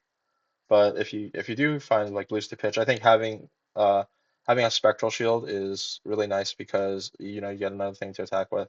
And if you just like block out your whole hand every turn, you don't take any damage, you can still attack with that spectral shield for 1 every turn. What do you think about like the other colors of these like instants with ward? Like how do you evaluate Uh, those? I mean, you have to play some amount of blues in your deck. Yeah, So um, this one I think is not that bad of a blue because it can like stop 2 breakpoints yeah, by making the spectral shield when if it dies. If you end up playing it on their turn to keep your other auras around, then it makes another shield. So I yeah. think this is one of the better blues. I think it's like finding if you can find like ways to I guess like chain together multiple cards. So like for example, let's say if I pitched a blue and I play like a blue Waning Vengeance and something else that costs 2, then it's not too bad. I'm blocking for like essentially 2. And if the Spectral Shield stays alive and it gets attacked once before it dies, then I essentially got my 3 value out of the card. But I would be careful about putting like too many blues that don't Well, block you if I'm essentially also get like 4 value, right? Because then the shield also soaks up 1. no, so you soak 1 with the ward, and then you soak 1 with the shield, and if you get to attack with it once, it's 3. Oh, you're saying like the shield is not tabling? Yeah, yeah, yeah. Like you get to attack with it, but then on the next turn it's gonna die. Okay, fair. Uh, I I would just be careful when you're building your decks about having too many no block blues, because your second cycles are gonna look very awkward, especially like if you're also like creating inner cheese. You're just gonna have your whole hand is not gonna be able to block. Yeah, yeah. Well, yeah. At least these are instants, so it can do something. Yeah. Waxing Spectre. If you pitch the blue card this turn, this enters the arena with a +1 counter. This, I think, is the best common out of these cycles, and I would probably be in like 5 territory, at least for the red one. Uh, just because like the +1 counter makes it so that it has go again. So anytime you have like a Spectral Shield or something on the field, it's just like more incidental value just from having an extra action point. And I kind of like it so much that I would even rate like the yellow one as like a 4. Yeah, it's weird how they did this, where the commons don't have the same kind of like templating, where this one doesn't care at all if the blue card goes away. Um, it still maintains its ward 3, and you already got the value on play. So yeah, I agree with the 5-star rating for the red. Yeah. And then I give the yellow one probably like a 4, and then the blue one I give it like a 3. Okay, now let's move on to the Mystic Ninja common. So we have 3 sets of uh you can kind of think of as go again attacks. It's 2 sets of attacks and then 1 set of non-attack actions that kind of functions essentially as an attack. So we have Companion of the Claw, which is kind of like Surging Strike uh, replacement, where it's 2 costs, only attacks for 4, has go again, but if you pitch the blue, then you make Crouching Tiger. So we talked about how if you're also attacking with your weapon, then you get the +1 on your Crouching Tiger. If you have an empty arsenal slot, you can also save the Crouching Tiger for the next turn as well. Right. So you don't necessarily have to have it all line up on the same turn. But I think the two cost is very awkward, right? Yeah, I think this is like a three at best in red and like a two in the other yellow and blue. Yeah. I might even put the blue one at like a one. It's just like a card that I just like usually these expensive blues I just don't really want in my deck. Especially because if they don't block three. Yeah, they don't Their block three, flexibility and is they just don't very have like low. a yeah, and they don't have like a super high attack value like Guardian Blues where they're good in the late game. Yeah, Um, so they're just like very inflexible. Um yeah, and I would probably rate the blue copy of Companion of the Call as a one. I'm okay giving the yellow one a two and then the red one a three. Harmony of the Hunt I think is quite a bit better because it costs one, so it curves nicely with your weapon. So if you yep, attack with Harmony of the Hunt for one, and then you attack with your weapon, and then you attack with the Crouching Tiger, even though it's only you're only attacking for six total damage, you're attacking for six total damage plus two of the attacks have awkward breakpoints, so you're attacking for two and you're attacking for one. So anytime your opponent blocks like a three block on your two on your weapon, you're kind of gaining an extra value there. I think yeah, yeah, this card I would rate it at a uh I would rate the red one at like probably like a four, and then the yellow one I would rate at like three five. I think the fact that the Crouching Tiger can be arsenaled is quite big, and I think we're going to talk about like this card in relation to the next card. Um, it seems like this card is just like strictly worse, but I think that being able to like save the Crouching Tiger for a future turn is kind of big in favor of this card. yeah. I agree. And what do you think about the blue? This blue because it only costs one. It's kind of interesting actually. Like attacking for one is like better than attacking for two and costing two, because like in the super end game, let's say if your opponent is at one, like attacking for one and then two and then one is like quite annoying, right? Yeah, But exactly. attacking for like two and then one, like you can't even do that off of like single blue. So I think this blue is actually quite good. I would probably give it like a like a three. Yeah, that's yeah. I'm in the same place, and I think the yellow is also in a similar vein where every turn, if you have some zero cost cards, you can go like zero cost, swing your staff, play the tiger for +1. So the yellow also being available in the end game is not the worst either. Yeah. Tiger Form Incantation is not an attack, but a non-attack action. And it's kind of like Nimblism. It says the next Crouching Tiger you play this turn gets plus three. And if you pitch the blue card, you make the Crouching Tiger. This card blocks three instead of blocking two, and I think it was pretty funny. We were on call, and you're like, "What's the point of like, well, why does this card exist? Or why does the Harmony of the Hunt exist when this card exists?" And I Yeah, think like the main difference is you not being able to arsenal really or the Tiger for value. So I think a lot of the power cards in Zen aren't like these go again attacks, but like your enders that care about having played a tiger this turn. So I think being able to like store the tiger for a future turn is pretty nice. yeah. I'm not sure that trade off is worth the 1 point of defense, but Yeah, um, like I think it's especially the yellow and blue being solid block threes makes them pretty high up. I yeah, kind of have this at the same rating of like 4-3-3. yeah. I'm kind of in this boat. I think it's 4-3-3. I think situationally one can be better than the other. That being Yeah, said, I don't think that I would really like pass these cards like the red one or the blues in draft. The blue Tiger Form Incantation seems like it could be quite a bit better, but it's actually like much worse in the late game situation that we talked about because when you play the blue Tiger Form Incantation instead of Harmony of the Hunt, you're attacking for two twice instead of attacking like 1-2-1. So it's a difference of a whole card if you're in the late game scenario where your opponent's at one. Yeah. yeah, it's true. Okay, now we're moving on to Mystic talent cards. So there's a cycle of attacks, which care if you play another blue card this turn. These attacks in particular, common play pattern is going to be you play this, and then you play in response before kind of like it becomes an You can do it at attack. any time, but Oh, yeah, true, true. So just like before you do the damage calculation, you can play like Transcend card, and then you get your Chi, and then this gets the buffs. So droplet is kind of like what's like a 0 for 4 2 block?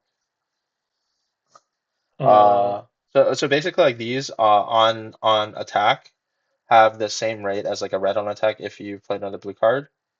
But on block they block 2, but they also pitch for 3, so it's something good going for them. I think Uh this is like a super core card, by the way. yeah. Like Droplet specifically, I think is maybe a 5. Yeah, I think the Because one of the nice part about Droplet, oh, sorry to cut you off. I was gonna say the nice part about Droplet costing 0 is that when you like play it with a Transcend card, you can activate your hero's uh hero power like cleanly. I think obviously quite a bit worse for Zen, because Zen, you're just making the Crashing Tiger. You can't really like play the card with Banish. But I think for like the other two heroes, like just being able to like make like the like activate your hero power is kind of nice, right?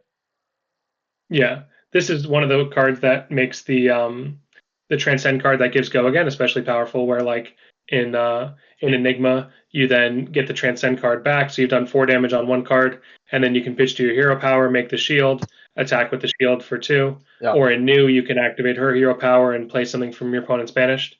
So yeah, I think this card's like super super strong. Yeah, I'm kind of on the boat of giving this a 4. Okay. Yeah. Rising Tide costs 1, so just instead of it being like 0 for 4 when you play a blue, it's now a 1 for 5. I think 1 for 5 is quite a bit worse than 0 for 4.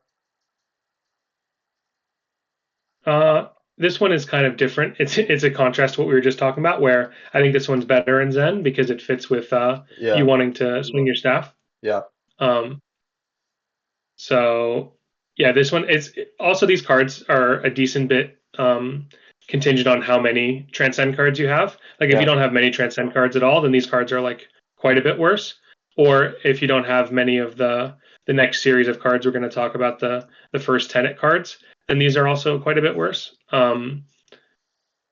So yeah, so this one I would give a 4 just because it's only more applicable in one of the heroes as opposed to the other two. Not saying it's not strong in those two, but um, not as good as the droplet play pattern is. yeah. I think Rising Tide, I would probably give it a 3. I would probably give it a 3 in Zen and like a 2 in the other heroes. Um, Okay. I guess in new it's not too bad. Like if you like dagger and they don't block, then it's coming for 4 with go again, and then you can swing a 0 cost. Okay, I'm talking myself Yeah. into giving it a 3 for new and Zen, and then probably like a 2 for Enigma. Okay. Yeah, I buy that. Spillover is a 2 cost, and this one if you play another blue card gets +2, so it becomes like a 2 for 6.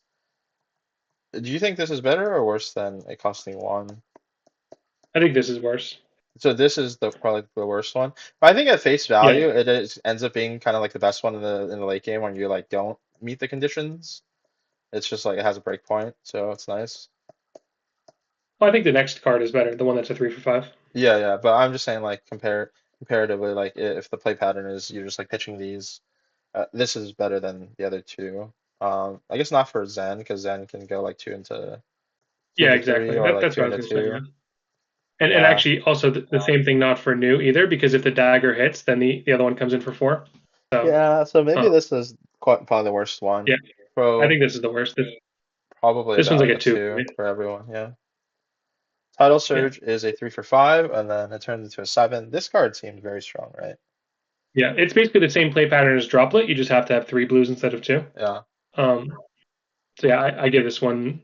I think because you need to have three blues, and blues are probably going to be pretty highly contested, considering some of them are quite bad. Yeah, um, I think uh, I give this one a 4 instead of the 5 I gave Droplet. yeah, But yeah. I kind of want to give this a four. It's nice that even like the base paying like two cards and attacking for five isn't the worst. yeah, agree. It's kind of what I was mentioning earlier about like having cards with high attack in the end game is good. Yeah, can be a liability if you play into new, I guess, and they banish these. Oh yeah, I mean, we could spend hours talking about why all these cards are bad because new exists, but you still have to play the game. Yeah, Wash Away is a two-cost defense reaction that blocks for three. If you played another blue card this turn, this gets plus two. Um, it's kind of interesting. I think defense reactions as a whole are quite good. But this card seems like much better for Enigma than the other two heroes. Yeah, another uh, card you would hate to have new steel. Um, but yeah, I think it's better in Enigma, but it's I still only give this card like a 2 just because of the awkwardness of it, Yeah. where you have to play a blue card, you have to play this card, and you have to pitch a card. So like you're not going into your turn with many things to do. It's okay if you're transcending, right? But that's not always going to line up. Yeah, and even if you're Um, transcending and you give it like you give an attack like -1 and then this blocks, you're still like it's like two cards blocking six and in like a one yeah, and a five, or you gain life and it's like one and a five like a different way. Blocking five isn't all also always like the best. Like a lot of the times you just want to block three or you want to yeah. block If you like look at four. most of the cards we've gone over here, they're not like super tall attacks. Yeah. Yeah, kind of interesting. Yeah, I probably am okay giving this a two. All right, now we're on to the Tenant of Chi. So, first Tenet of Chi Moon, three block, zero cost, non-attack action says your next blue attack this turn gets when this attacks, draw a card. Go again. It's funny. I think this is the first card that I was like, oh, let's pick one. I I think that it's nice that it blocks for three and it costs zero, so it's never gonna be like super clunky, but. It's just a question of like how many blue attacks are going to be like very relevant to play. hmm I mean, I think it combos very nicely, of course, with the cards we were just talking about. Yeah, And having a 30 card deck maximum makes playing cards like this somewhat dubious, where you're spending like a 3 block for essentially zero deck value. yeah, Um, I, I mentioned earlier that that's not like the primary focus, but that's what I think prevents this card from being like super all star. So I just have this as like 3 role player. If your opponent leaves you with a large hand, it's something that like will help you like you're essentially turning this card into 2 points of damage if you cast it on any of the previously mentioned attacks. yeah, Um, and you're if you're playing New or Zen, drawing a card basically means you're going to be able to swing your weapons, so it's converting to damage that way. So yeah, I would just give this like a 3 role player. yeah. Three sounds good. First Tenet of Chi tied, so this one just gives your next blue attack plus two and has go again. This seems quite good. Yeah, it's kind of like what we were just talking about before, but instead of relying on the other card to have the text giving it plus 2, you're doing it yourself. So um, yeah, I think this card's like really solid. Like there's not many cards in Flesh and Blood that are zero cost, give 2 points of offensive value, go again, that also block three. It's Yeah, like not really a thing we see. So yeah, I think this card's like a 4.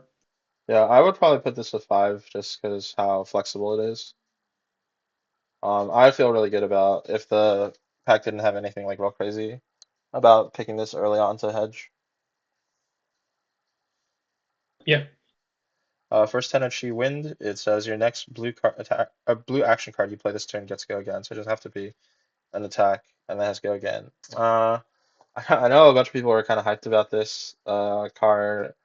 It's it blocks three, which is really good, and does combo well with some cards. But like for example, like this card as opposed to like a Transcend card is like much worse with like Droplet, right? Like the Transcend gives go Yeah, the again Transcend is Go just again like way is better than this literally card. yeah, it's first Tenant of Chi Wind and Moon in one card. That's what the Transcend card is. Yeah, So yeah. yeah, So I think this card it can't be lower than a three just because it's like blue block three. yeah, But I think one thing that's super dubious about the card is the new use case where like you're now letting new play even more cards from your banished zone by yeah, having this essential like Malvern Skies effect. yeah. So I think this one might actually end up being a two for me. Okay. Uh, this card's probably much better if you are the new player Hmm. because then you get these at the end of the game and then you can like play this and then play your opponent's attack actions cards. So I kind of want to give this a three across the board, and then if you're playing new, I'd probably give this a four. Okay, that's fair.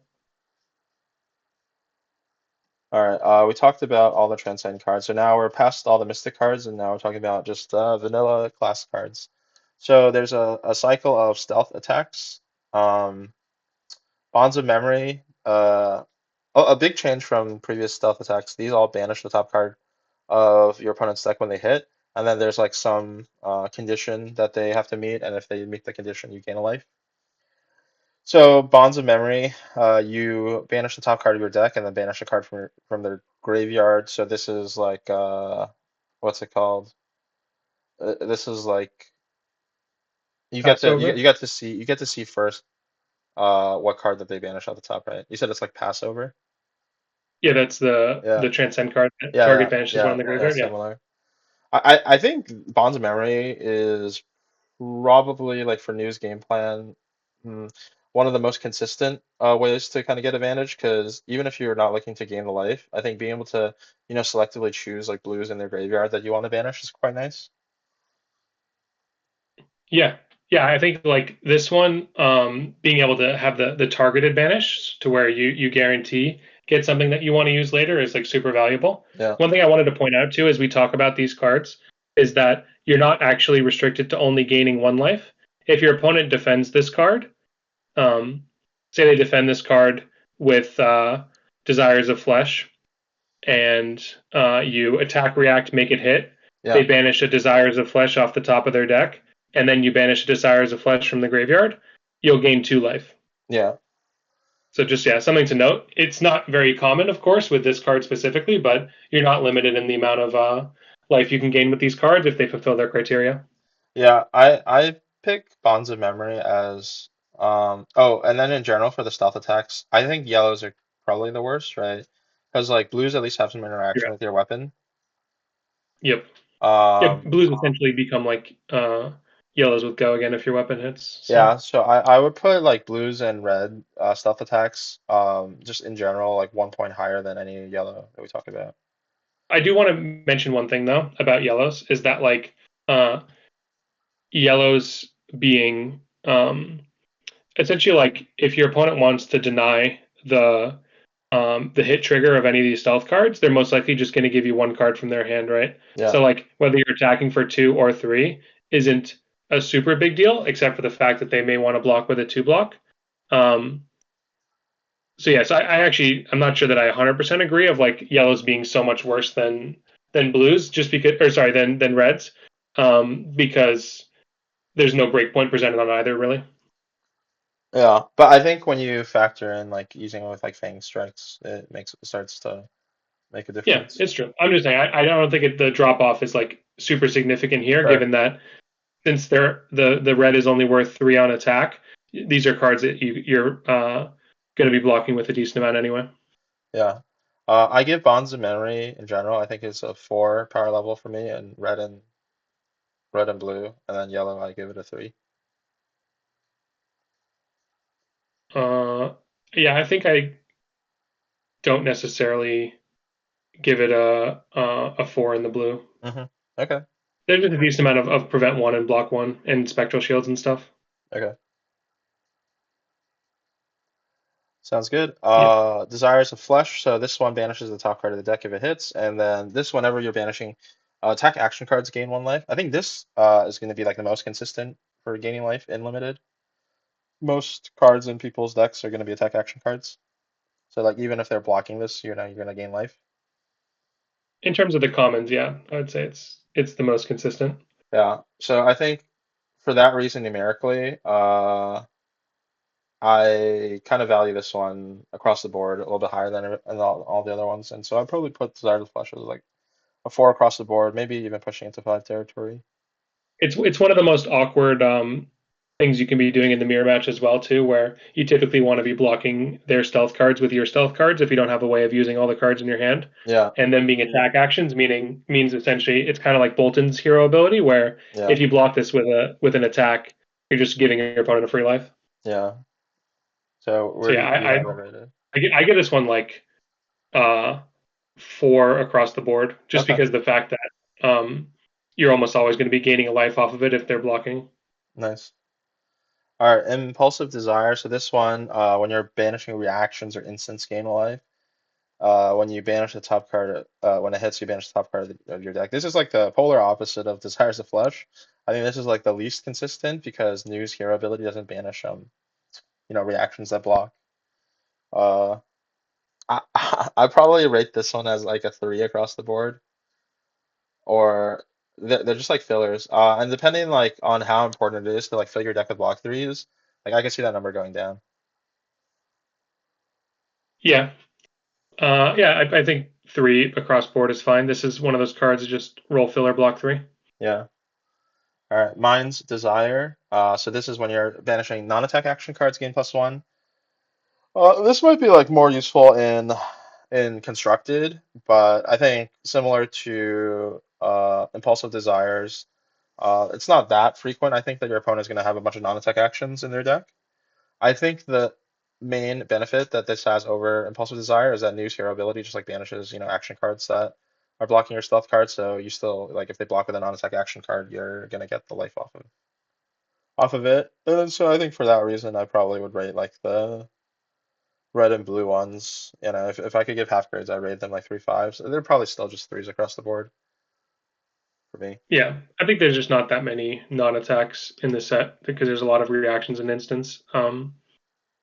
So yeah, I just give these threes across the board as well. Yeah.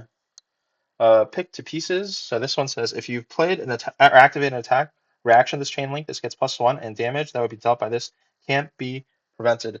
I think pick to pieces is not like necessarily numerically the strongest, but I think situationally this card can be like the biggest blowout. You can like wipe an entire Enigma board if you like push through a pick to pieces. Uh, Yep. I think this is kind of gaining like the most out of having attack reactions. Yeah, I think this one to me um, is the one where the red versus yellow distinction matters the most. The red Yeah, of this being able to push itself to 4 is like huge, yeah, and this is another major use case of the equipment that have attack reactions built into them. yeah, Because you don't even necessarily need to play the slither or the fang strike that you get. You just have to activate the equipment piece to give this the +1. So your yeah, I opponent agree. basically is guaranteed to overblock this to protect their board. Yeah, I would So probably yeah, I rate think the this red is one a 5. yeah, I give the red one a 5 as well, and I give the blue one also a 5, just Okay. because of the fact that um, it's something you can have in like the end game where they don't really want to be giving you multiple cards to overblock. Yeah, I like the red one out of 5. I'd probably just give the other two a 4, but I think it's also important to know that in all the scenarios, um let's say like you hit with your weapon or if you play like a Fang Strike, like it's possible to push like all colors of this to that 4 damage breakpoint. Yeah, All right, now we're moving on to Vanilla Illusionist. So Sigil of Solitude, 0 cost, 2 block, non-attack action.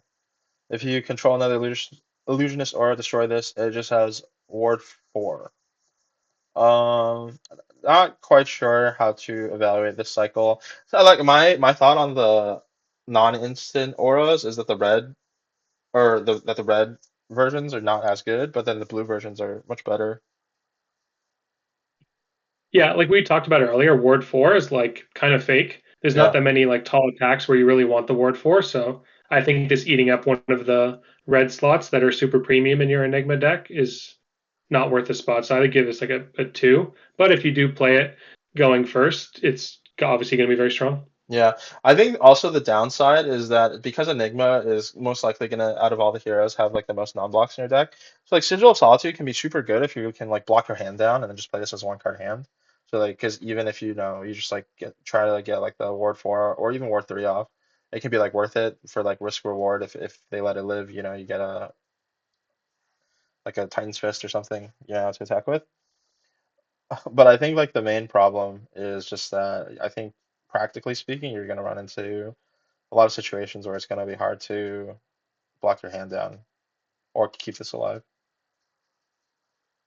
Yeah, block your hand down, keep it alive, but specifically get rid of all your other wards. I think it seems pretty daunting.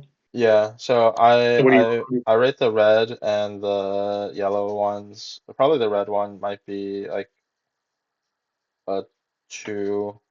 I don't know if I want to give it a 1. It's like between 1 and 2 for me. The blue one I'd probably give I feel a like like a 3. I feel like it's 2 just for the fact of when you play it going first, it's like super strong. Yeah, and then the blue one I think I would give a 3. I think the blue one is nice because Mhm. it has like the plus side of, getting the go first advantage, but then also, it's a blue block, blue card that can block. Right, yeah. Single-minded determination, so it costs 2. It says when this enters the arena, if you control no other illusionist auras, put 3+1 counters on it. So this scales in the number of +1 counters it has. So the red one makes 3+1 counters, the yellow one makes 2+1 counters, and the blue one makes 1+1 counter, and then they all have ward 2.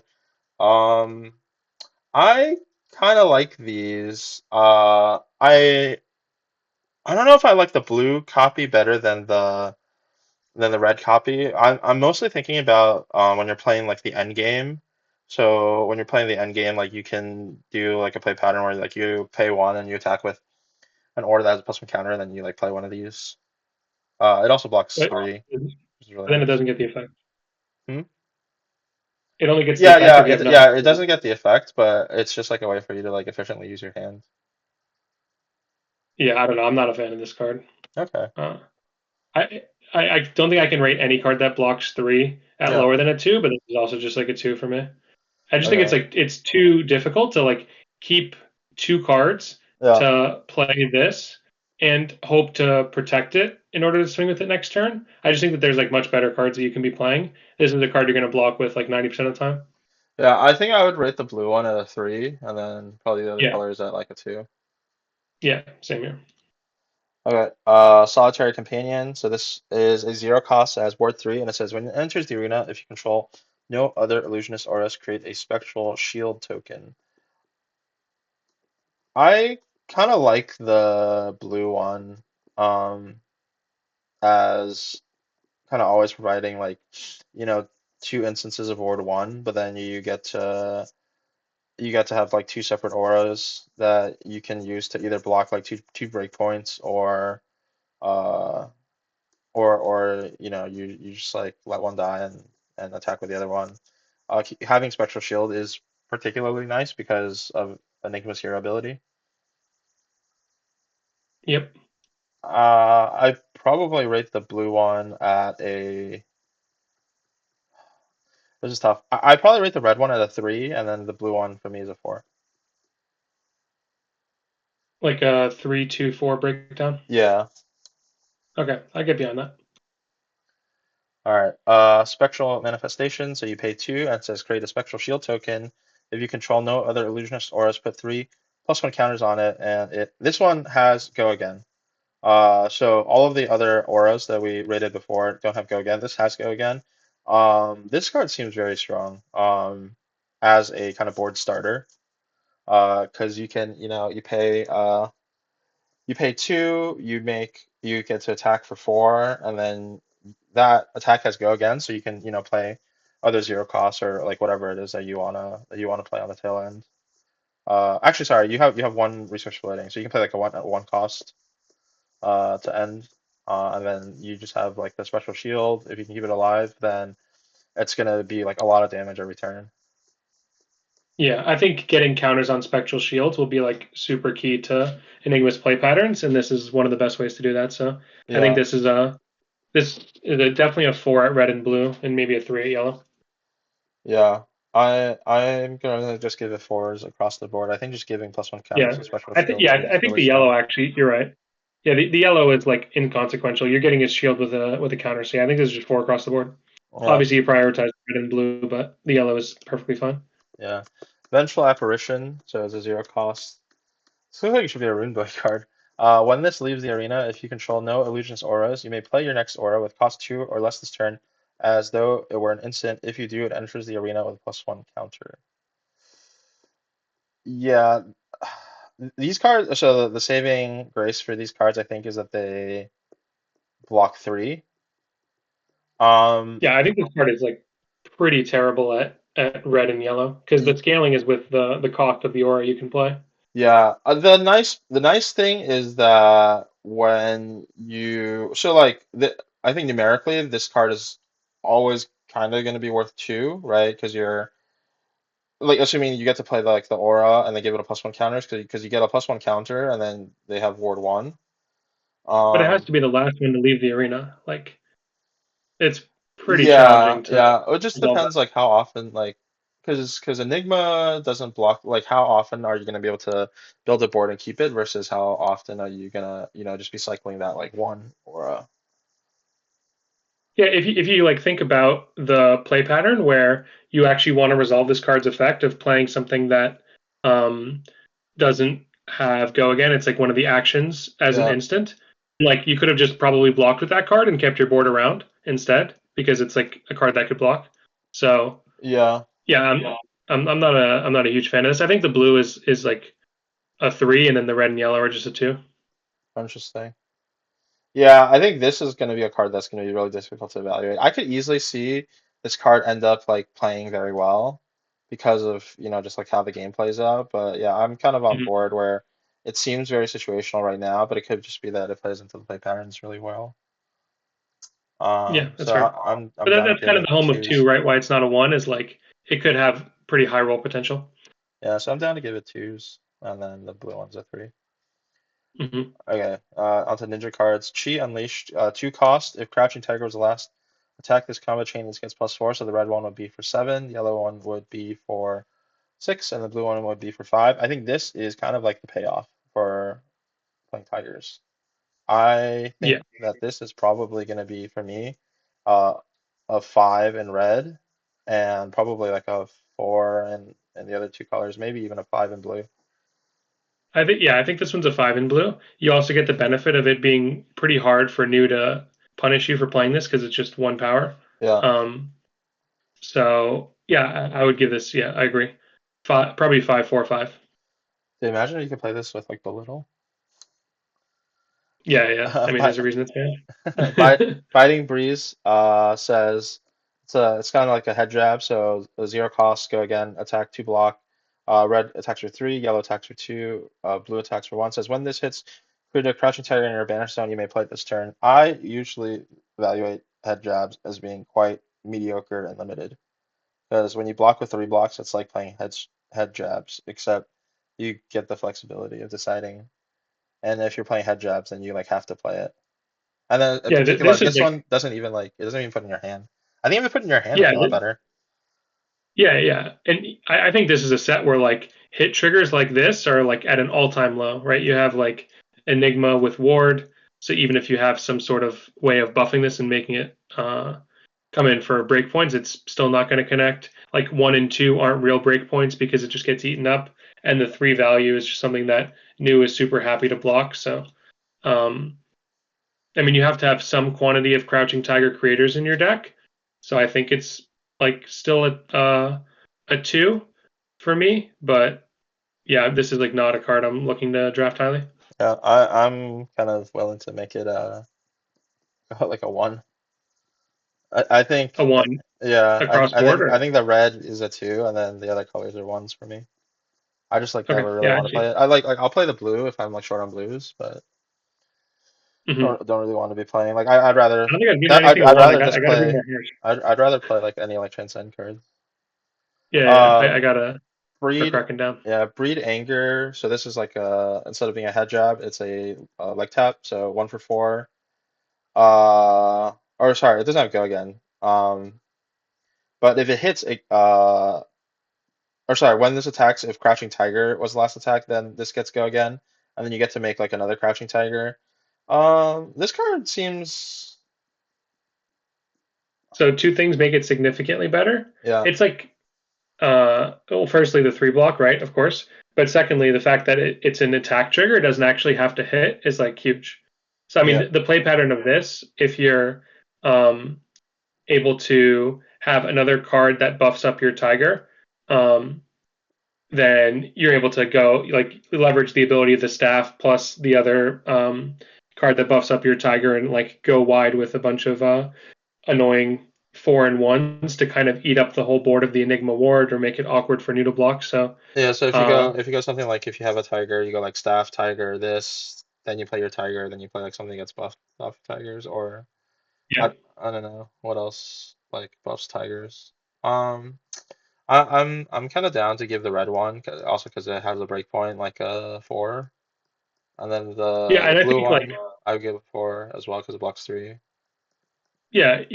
Worst case scenario, it's still a 2 card 6 if you're going staff into this, which is not the Yeah, worst. pretty good. Yellow I give it 3, blocks 3. Yeah, So yeah, like flex, 4-3-3 on this one. yeah, flex calls is the leg tap. So leg taps are I think in general just much better than head jabs, just because having the breakpoint I think is pretty integral to kind of getting over just like getting over blocks. I think breakpoints are like slightly fake though in this set. If you're playing into Enigma, she just has so much uh, Ward 1 potential Yeah, that relying on like a 1 for 4 with a hit trigger is like basically never going to resolve. But similar to the breed anger, the play pattern of um, leveraging this being a 1 cost with your staff still makes it like a 3 at red. But I yeah. think this is like quite poor at yellow and blue. I think it's a 4 at red because like even if Enigma has ward ones, like you still have to kind of like clear them out. And so I think like threatening breakpoints is kind of how you do it. Otherwise, like if you just attack with like not non breakpoints like the whole time, then you're just gonna they're just gonna block like easily, and then eventually they're gonna have like a +1 counter. And I think they kind of get out of hand if they like ever get to attack with like 2 auras in with like one pitch. Yeah, I that's kind of want to give the red one a 4, and then I would give the other two copies probably like the yellow one's probably like a 2 for me, and then the blue one is a 3. okay. Pouncing Chi. So this is a 0 cost. If Crouching Tiger was the last attack this combat chain, this gets +1 and go again. So the red one attacks for 3. If Crouching Tiger was the last one, this one would attack for 4. The yellow one would attack for 3, and the blue one would attack for 2. This is kind of like one of the big payoffs, right, for having multiple tigers in the same turn. Yeah, yeah, I think this card's like really strong. Uh, yeah, this is like 4 at red, uh, probably 4 at blue, 3 at yellow. I mean, just the fact that it's basically the same as as a lot of your stealth cards most of the time if they're not getting their bonus life gain, Yeah. even if its ability is not turned on. So I think it's yeah, also important. I forgot about this fact when evaluating cards. All of these attacks that have combo in them, like, you need like a certain number of them in your deck to get value off of your hero ability. So even like yeah, the yellow copies that don't present breakpoints, because the hero ability tutors it out of your deck, and then you get an extra tiger, you can kind of like tack on like an extra point um to kind of make up for that. So I'm kind of giving red pouncing sheep probably like 5, and then the other two probably get 4. oh wow, okay, Yeah, yeah. I think it's I'm trying to be playing like my Chi Unleashed as the card I play after yeah. uh Tiger. So like you don't want to have too many of the Oh, you cards can that have to go yeah, after but Tigers. you can only have so many copies of the same card. Just put them back in your deck and then Yes. search them. You know, Yeah, that's you fair. got the hat. Untamed is also like another leg tap. It says when this attacks next Tragic Tiger you play, this combat chain gains +1. This is also another card that I think like scales nicely with more than one tiger because if you ever have like a two tiger setup, you can this gets +1 and then your weapon also gets +1. This card I think is very strong. I'd probably also rate the red one a 5. Um, Yeah, this is one of the cards that has the payoff of like you set a tiger, you yeah, keep this card in a blue, and then you're able to go untamed into staff into tiger. It's like pretty solid. yeah. So I think the red one for me is a 5, and then the other two are probably threes.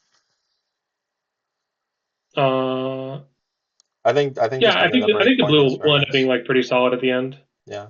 So I could maybe see, yeah, 5-3-4. Okay. Sounds good. All right. We're almost done with the review. Now we're on to generic. So Battlefront Bastion. This is kind of like an OG Flesh and Blood design. It's just a tall attack. It only blocks for 2, but if you defend with it alone, you get to prevent the next 1 damage that would be dealt to you this turn. This I think is just like kind of like a Zen counter in limited. It's really good to block the staff with this card, right? Um, but other than I think against Zen, I actually think that the ability is kind of like is not that good, and most of the time it's just gonna be a 2 block. Like I think into new, it's gonna be like very awkward to like solo block this card and then expect to like not get hit. I don't know. Yeah, I agree. Into new, it's like not that great, but um, into Enigma, oftentimes they're attacking with like weird breakpoints of auras that are coming Okay. in for like ones and twos. So I think into two out of the three heroes, you're very reliably going to be happy with this card, especially if it's a blue, where Yeah. in the end game they're coming in with these awkward small attacks. Yeah. So I think this is like a 5 at red and blue, honestly, because there's Okay. very few attacks in this set that are just like, okay, 3 for 7, 0 setup required. I Yeah. can have like a 13 value turn. I think that that's like super powerful. So yeah, I think like this is like a 5-4-5 split for me. I'm like pretty hype about this card.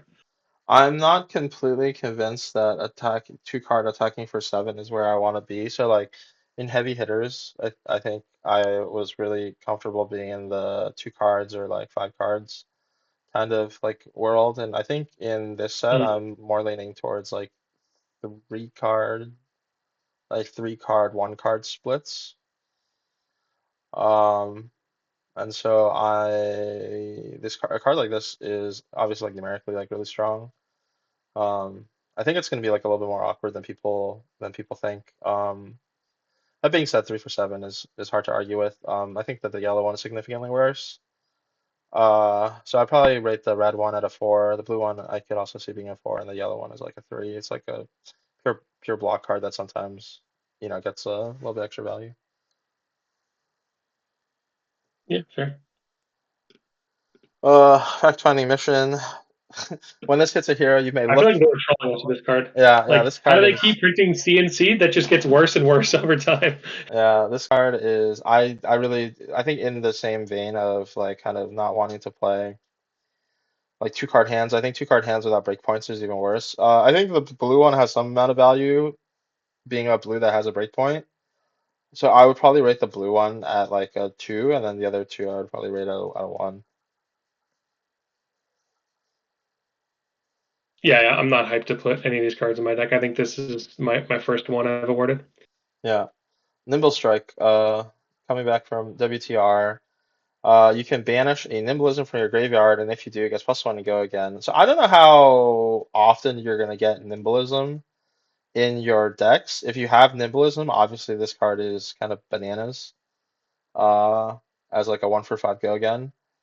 Um, I think a general rule of thumb is that I kind of like having like 1.5 Nimblisms for every Nimble Strike I play. Yeah, Uh, I think one especially cool thing about this set too is when we talked earlier about the Mystic cards that care about you casting a blue, they yeah, make casting a blue Nimblism like not feel as bad. yeah, Um, exactly. so yeah, I think you may end up with like more Nimblisms in your like pool of playable cards. So I think yeah, I'm pretty hype about this card. Yeah, I think because of how many cards there are in this, do you know if this set is like considered like a big set or not? So like the other thing is that the way that the packs are structured, like you only get generics in 2 slots. So in most other formats, you get generics in you get like generics in like four slots. So you're probably going to get like half as many generics uh as you are in expected in like another set in draft. I would probably expect that Nimble Strike is going to be a little bit overrated in terms of how often you're going to actually get Nimblism. I would personally pick Nimblism kind of high, but this card I wouldn't pick as high until I like actually get the Nimblisms. Yeah, that's fair. It's going to be a little awkward. I I still think, yeah, I still yeah think like before we mentioned about like 1 for 4s being like decent with the weapons that are yeah in Zen. So like I still think it's fine for that reason. yeah. I think for me, I rate the red Nimble Strike at a three, and then the other two I rate at a two. Yeah, I think I'm like 4-2-2. Mm-hmm. Water the seeds. One cost go again. Attacks for three, two, one. Says when this attacks, your next attack is combat chain with one or less. Base power gets plus one. This card's actually like pretty good, right? Yeah, it's obviously has more of a home in Zen, but Yeah, it does still work with shields and with the dagger from new. So it yeah, is, really playable in all three heroes. Yeah, I think it's a solid role player, like three. yeah. I rate the red one at a three. The blue one, for similar reasons that we mentioned before, you can like make like some awkward breakpoint math. So I would probably rate the blue one and in Zen at also like a three, but in the other heroes, the blue and yellow ones for me are twos. A wounding blow. OP card. Zero cost, four power, three block. It's ticks all the boxes. Yeah. I think the red wounding blow. I'm kind of I told you before in like the one card, three card camp for this set, as opposed to heavy hitters where I was more in like the two card, four card camp. Um, I think wounding blow, red is for me like very high pick, like five rating. Blue, wounding blow, also like generically like really strong blue card, for like a four or a five. Yellow is gonna be a probably like a three for me, three or four. Yeah, like 5-3-4. I'm down with this. Yeah. Evasive leap. So they power down, sink below. It's just every color blocks one less, and you has no additional effect. That being said, I think defense reactions are zero cost defense reactions are very powerful, and I would consider the red evasive leap to be like a five out of five card. Yeah. I think there's a very steep drop off, but the red is strong. Yeah, I am kind of in the camp where I think that the yellow one is potentially almost as good, depending on like how the attack reaction math is usually going to line up. The blue one can be like pretty awkward, especially like if it somehow gets banished. Um, yeah, so I'm kind of I think at that being banished doesn't matter that much because like if my opponent is spending a whole chi to oh yeah, play that's fair. one value, it's actually just like not good. Yeah, Um, so I think the blue is actually in contrast. I think the blue actually might be better than the yellow because at least it like can unbrick your hand if you have a card that is like I need to cast a blue. yeah, that's fair. I think for me the red one is a five, and then the other colors I could be convinced that there's threes. I think it's like yeah like 5-2-2 for me. Okay, sounds good. Nimblism. Last generic comment, we talked about this a little bit earlier. I think that the red Nimblism is really good. The blue Nimblism could also be pretty good to combo with Mystic cards. In general, Nimblism is probably going to be much less playable in Enigma than in the other two heroes, but I think in New and Zen, like Nimblism is just really good, right? Yeah, I mean it's like a card we were considering playing in our constructed decks. So like Yeah. surely it's good enough to play in draft and limited. Yeah, so I probably rate the red Nimblism at a four. The blue Nimblism, I think, would probably be a three. Yellow Nimblism, I think, is Yeah, a two. It's just yeah, always four two below rate. is good. Yep. All right. Last tab, we're gonna talk about rares and majestics. Try to do it a little bit quickly because we are running quite long. Most of the time, rares in Fab Draft are usually pretty strong. Majestics varies. Yeah, All right. usually very good or very bad. Yeah. Gorgon's Gaze. So create a slither in your hand. That's the go again. Banish all defending attack action cards on the combat chain. If a Chi is pitched to play this, you may play the banish cards this combat chain without paying their resource cost. It's kind of like a route. I think this card is very strong as a game ender. And it's nice that it's yellow, so you can like pitch it to your weapon to set up for later on. Yeah, I don't know. I think this card is like a huge trap. Uh-huh. Um, I rate this card like a 2 in the sense of it'll win you some games by cheesing your opponent, but it being a 2 cost, like not fitting with your math of how you want to play out turns. And also, if you're playing this second cycle where you're pitching a Chi to play it, Yeah. that means like you pitched it. So like your opponent is aware that this card is like when it's coming back around. Um, and if you're not getting all the effects with it, it's just like really bad. Like you're spending 2 cards to give go again, Well, sometimes and they it only can't. banishes attack Yeah. action card. I mean, it depends. Like sometimes they can't do anything about it. Even if you know Yeah, but about I it. feel like you're usually already in a winning position if your opponent's like uh, losing so bad that they I can't do don't. anything I but don't think they don't have to to go be to you. losing that bad. Like, let's say if you guys are both at like 1 or 2 life, and you get to keep three You have to cards. keep 4 cards basically. You don't have to keep 4 cards. You keep 3 cards. You just attack with like a 0 cost, and then you play this. Yeah, but if they just block with 2 cards, then you spent 3 cards to trade with like their two. No, they're just dead. If you have specifically the Chi to play it, yeah, I agree. But that's like another No, whole you layer of don't. You setup. don't. You don't need Chi. You just banish the defending attack action cards. Yeah, I'm saying it's assuming that like they only have attack action cards to defend with. Yeah, I think that situation is going to come up quite a lot. Okay, I think that there's enough like reactions in new and enough instants that have prevention in Zen, as well as like generic actions that it just won't come up a lot. Okay. But we don't need to talk about it too much. It's a majestic. It won't come up. Siren's Call. Look at defending hero's hand and choose a blue card. Add it to this chain link as a defending card. If you do, draw a card. I think this card is not very good in limited. Usually limited, I I think it's gonna be a lot more about just like how like numerically like how much a card can be worth. And this doesn't like satisfy like a good attack reaction roll of kind of like pushing either like a hit trigger or of what's it called or of just like pushing damage to end the game. I think like the main problem is that like the worse your opponent's deck is, the worse this card is.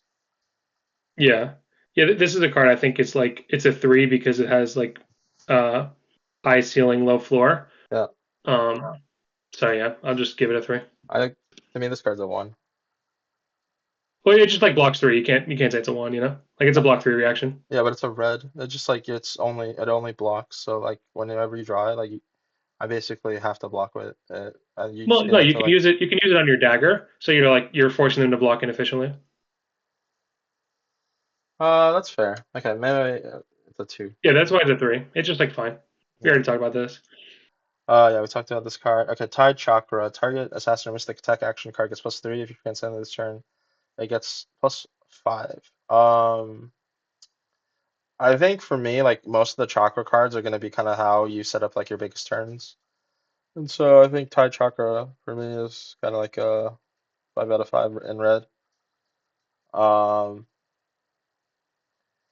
in Yeah, blue, it's also kind of nice because it provides the condition to satisfy yeah, exactly. the Yeah, transcend. So I probably would rate the blue also out of 5, and the yellow's yeah. just the I word. think it's like 4-3-5 for me. I think the blue is actually a little bit better than the red. Okay, I can buy that. Yeah, Manifestation of Mirror Guy costs 3, enters the arena with 2 counters. If a Chi is pitched to play this, it enters the arena with 4 counters and it has Ward X. So when you pitch a Chi to play this, you basically get a ward for Aura with +1 counter, so it has Go again. I think this card is gonna look really cool, but I think it's gonna play very poorly. I think the amount of control that you have to like set up a position where you can basically play a big hand at the end of the game to enable this card and then attack with like this plus like another aura is going to be quite low, and so I give this card like a 2 out of 10, a 2 out of 5. yeah. This is a 2 for me as well. All right, 3 visits, 3 cost. This has Ward X, where X is 3 times the number of blue cards you pitch this turn. I think this is like a card for somebody to try to make a combo deck, but in limited, this is like a 1 out of 5 for me. It's just like Yeah, I think this way is too situational. yeah, 100% one. All right, Moon Chakra, Mystic Illusionist instant. Next time you would be dealt damage, prevent 3 of that damage if you transcended this turn instead. Prevent 5. So it's kind of like a defense reaction. I Yeah, think I think the it red makes sense. one is since we gave the red defense reaction a 5. I think to me the red one is a 5. The blue one's also a 5 because it kind of like makes the transcend possible. And then the yellow one Yeah, to me is like a probably like a 3. yeah, I think 5 5 3 5 is fine. Yeah, All right, Tooth and Claw, 0 cost, 4 power, 3 block. I think that the floor for this card is probably a red wounding blow. I mean, like obviously you need to like you can be a wasted pick if you end up not going ninja, which is kind of going against it. I think the text is basically irrelevant, so it's gonna be like worse than wounding blow because it's situational. If you're drafting Zen already and you open this in like the later packs, I'd probably rate this like a 4 or a 5, and then in the blind and draft, I would probably rate this like sorry for Zen it's like a 5, but for everyone else it's like a like in the blind it's like a 4. yeah, yeah. And this is another reason why we were talking before about Crouching Tigers being in hand versus banish. They also help with this card. Yeah. So yeah, 5. Yeah, Shifting Winds of the Mystic Beast. 1 cost. Whenever you play a Crouching Tiger this turn, name a card that gets that name. And then if a Chi is pitched to play this, you make 2 Crouching Tigers in your hand. I mean, it's a blue, it blocks 3, so it's kind of nice for yeah, that regards. This kind of reminds me of like the KO specialization yeah. from the Exactly. heavy Yeah, it's hitters. you could It ignore doesn't the have entire text. text of it. Yeah, I Yeah, think it's gonna be like a 3. yeah. All right, Wind Chakra. So this is kind of like nimblism. So it says the next crouching tiger you play this turn gets +3. If you transcended, it gets +5. So red, yellow, and blue would be 3 and 5, 2 and 4, or 1 and 3. Here I'm like really on board the blue one, I think being the best one. But I think the red one is also like pretty key to playing like a really strong 5 card hand. Same with the yellow. And I think the fall off from the red to the yellow and this one is not as bad. So I'd probably rate the blue one as being like a 5 out of 5, and then the other 2 as being 4s. Yeah, I think it's 5 4 5 for me. I think the red is just like too Too too much strong of damage. a Yeah, potential combo turn. Like you could literally like OTK your opponent potentially with this. yeah. All right. Attune with Cosmic Vibrations. When this attacks a hero, defends a hero, attack, reveal the top card of their deck. If the reveal card is blue, this gets +3/+3. If you figure that your opponent is playing, like in this set, probably around 40 to 50% blues, then that means that this attacks for like 4.2 or defends for 4.2 on average if their deck is 40% blues. And Yeah, particularly I in the think late game, this is like always going to be turned on. So I think this card's actually like a 5 out of 5 for me. this is like a 6. Yeah, this card's like It's the like nuts. okay. Yeah, yeah, Cosmic Awakening. If one Chi was pitched to play this, Cosmic Awakening's power is 10. If two Chi was pitched to play this, its power is 15, and if three, its power is 20. So attack for 20 is living on in this card. It's kind of funny. I actually think that if you get this card early, like you can kind of draft a deck to play around this. Um, so I think it this card's a 1 for one reason, yeah that like you might think you can play it and then you arsenal it and then you realize, oh wait, there's no way I can play this, and then you lose the game. yeah. I'm willing to give this a 3. I think I'm obviously trolling. It's like a 3 because of blue block 3, but yeah, people will certainly be baited by a big number. Yeah, but I think it's cool that in this set, even if it's very unlikely, I could see that it is possible to build a deck around this. Levels of Enlightenment. I think some people are calling this blue E-Strike. Uh, so when this attacks, choose 1 for each blue card you pitch this turn. You either draw a card +2 or it gets go again. This card is really powerful. Even if your mode is just like making it like your ender as like a blue like 1 for 5. Like with Zen, you can go like 2 into 5. With new, you can go like weapon. And then if it hits, you like it gets +1, or you can go like 1 into 5, or 1 into 3. Draw a card. It's just this card is I think a 5 out of 5. It's just too flexible. Yeah, yeah. This is another six. Yep. Unravel aggression, 3 cost, defense reaction. If a chi was pitched to play this, draw a card. I think the fact that it's a defense reaction and it blocks 5 is pretty good, but the situations that you kind of want to use defense reactions in this set, I think, are gonna be when your opponent pushes like between like 1 to 3 damage over the top. And so I think this card's actually quite awkward to play. Obviously, if you pitch a chi, it doesn't matter. You just draw the card back, and it's just like a 1 card block 5. I think this card is realistically like slightly higher than a 3, but not as good as a 4. Yeah, I think this card's actually like a bit of a trap. Because if you think about the end game where you're pairing this up with a chi, which is obviously how you want to be casting the card, is when you're pitching a chi. Uh, that's when your opponent's like kind of out of gas and they're just coming in with a bunch of small attacks where you don't really need like a Yeah. 5 block. So yeah, I think this is like just a three. It's Yeah. obviously powerful, but Yeah, if it costs 0 and then it says if a chi was like pitched this turn, you draw a card, I think it'd be much better. yeah, or one or two, so you could fit in like some the cloaked equipment or other instant auras or something. Yeah, dense blue mist. Attacks the target you this turn get -1.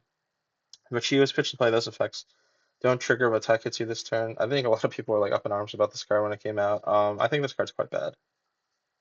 Yeah, in limited, I think this card's bad. It'll see Yeah, like sideboard play and constructed, but um, yeah. yeah, this is I like kind of want to give this a oh, 1. It doesn't block. yeah, yeah, I agree. Orihan of Mystic Tenets, 4 cost legendary. Draw 2 cards. If a chi was pitched to play this instead, draw 3 cards. This is kind of like the if you like get 2 majestics, you could like combo this with like the blue and lightning strike to pitch all the blues.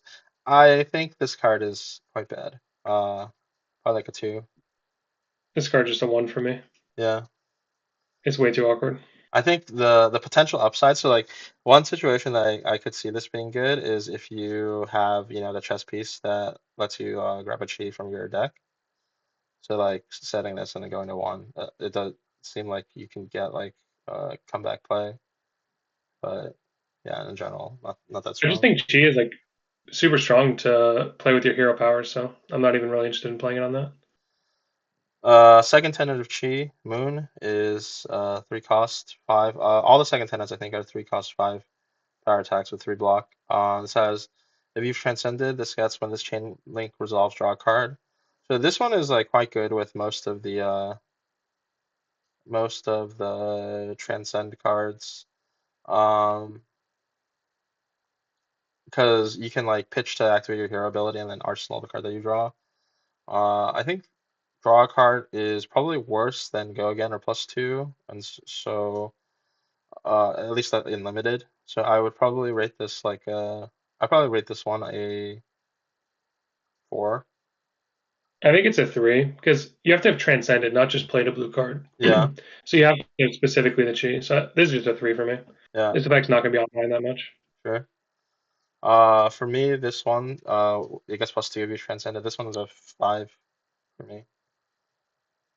This is I just a four. Similar thing. I can't give it a five just because like you have to have transcended. Yeah, this So is it like doesn't work in the end game uh-huh. because you just have the Chi itself. You haven't actually transcended. Yeah, this is like one of those cards where I kind of pick this like really early because it's very flexible, and I'm kind of okay if I ever Yeah. draw this. I just like arsenal it and I wait until I draw Yeah, enough it's a damage. super strong card. I just don't think it's a five. Yeah. And then this one, side contender she win. Let's see, have go again. I think go again is probably a little bit better than +2 because when you transcend, you get the resource back. So like being able to hero power and then do something else. Like if you're an Enigma, you get to attack with your spectral shield for 2, so you kind of get the 7 that way. But then you also got a spectral shield out of it. Uh, if you're like new, you get to like banish and then maybe like play a blue card. This card I think is like the best one out of the second Yeah, tenants. this one I can say is a five. Yeah. Okay, I'm also out of 5 for this one. Hmm. Deep Blue Sea costs 4. Says +1 for each blue card you've pitched this turn.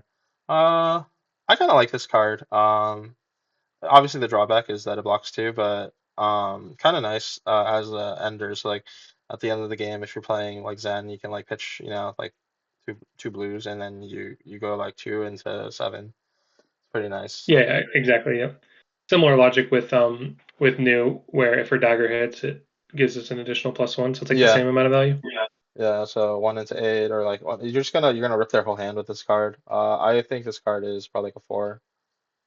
Yeah, agreed. Wild Blue Yonder, zero cost. Target attack is +1 for each blue card you've pitched this turn. Is an attack reaction. I think the fact that it's an attack reaction that every hero can play is pretty nice. Probably gonna end up being like between +1 and +2 for everyone. The main problem is that there's not that many hit triggers. But it still can block, so I would probably rate this card about a three.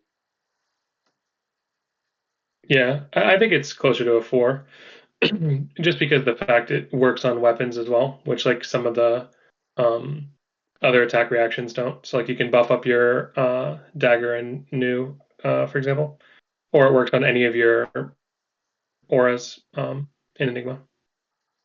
All right. Big Blue Sky. It's a zero cost defense reaction, blocks two normally. It says it gets +1 for each blue card you have pitched this turn. This card is quite good, I think. The fact that we talked about how defense reaction is pretty strong. The fact that it just blocks two, so it didn't get like scaled down, and then potentially, it can block three or four. I have this card at like a four. Yeah, it's a 4. Agreed. All right. Bonds of Agony, stealth attack. Has one power. If you played or activate three or more attack reactions this chain link. I don't think this card has text. I, No, it's actually not bad because the gloves and shoes count as two reactions on themselves. yeah, Yeah.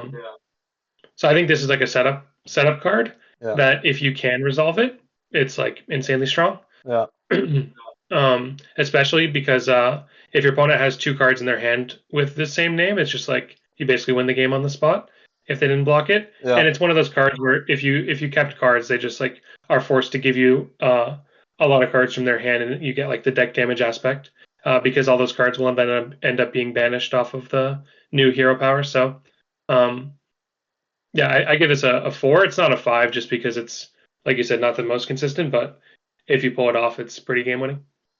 I would rate this card at a two, but I think if you do have a lot of attack reactions, like the equipment, or you really need like the equipment plus like one of the attack reactions that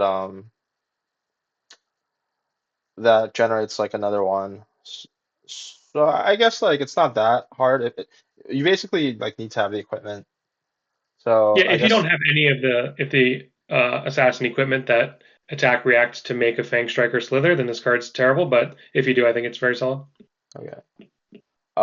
Persuasive Prognosis says, when this hits a hero, banish the top card of their deck, then look at their hand and banish a card with the same color as the banished card. Whenever this banishes an action card, gain one life. So I think this card is just like +1 on the desires of the flesh because it works on any action cards. It has like the potential to disrupt them. This card to me is like a five in Yeah, this is a in new, 5, but no I question. but I would never like. It's hard to start your drafting this, if that makes sense. Like you might be like pigeonholing Mhm. yourself too hard, but yeah, if you're drafting it, I think this card's nuts. Yep. Just a nick, choose one or both. Target attack with one or less base power gets +5. Target attack with stealth gains when this hits a hero, banish the top card of their deck. Uh, I think this is gonna be deck dependent. It's probably pretty good, but it's gonna be worse than people think. I think it's probably a three. Yeah. The problem is people want to overblock the other cards, so this card ends up like not actually having much text. Um, so yeah, I think this is like a 3. Yeah. Art of Desire Body. So it says stealth. When this hits a hero, banish the top card of the deck. When this banishes a red card, draw a card. So all of these soul mines, they just like, they it's the different colors that they care about. Um, the upside is that you get to is that you get to draw a card when it banishes a card. And so I think it's kind of interesting. The yellow one is probably like the best one because I feel like most Wait, people what? just well, I just feel like most people kind of want to block their yellows out. So like you're kind of like making your opponent like play poorly. You know, it's like a kind of like a lose-lose for them because if they block with like their yellow attack that they you know, it's just in the deck to block, like you get to draw a card. I feel like that might be a bit too next level. Uh, I just think most people will have majority reds and blues, so the reds and blues are better because like Yeah. you can't always play all your cards.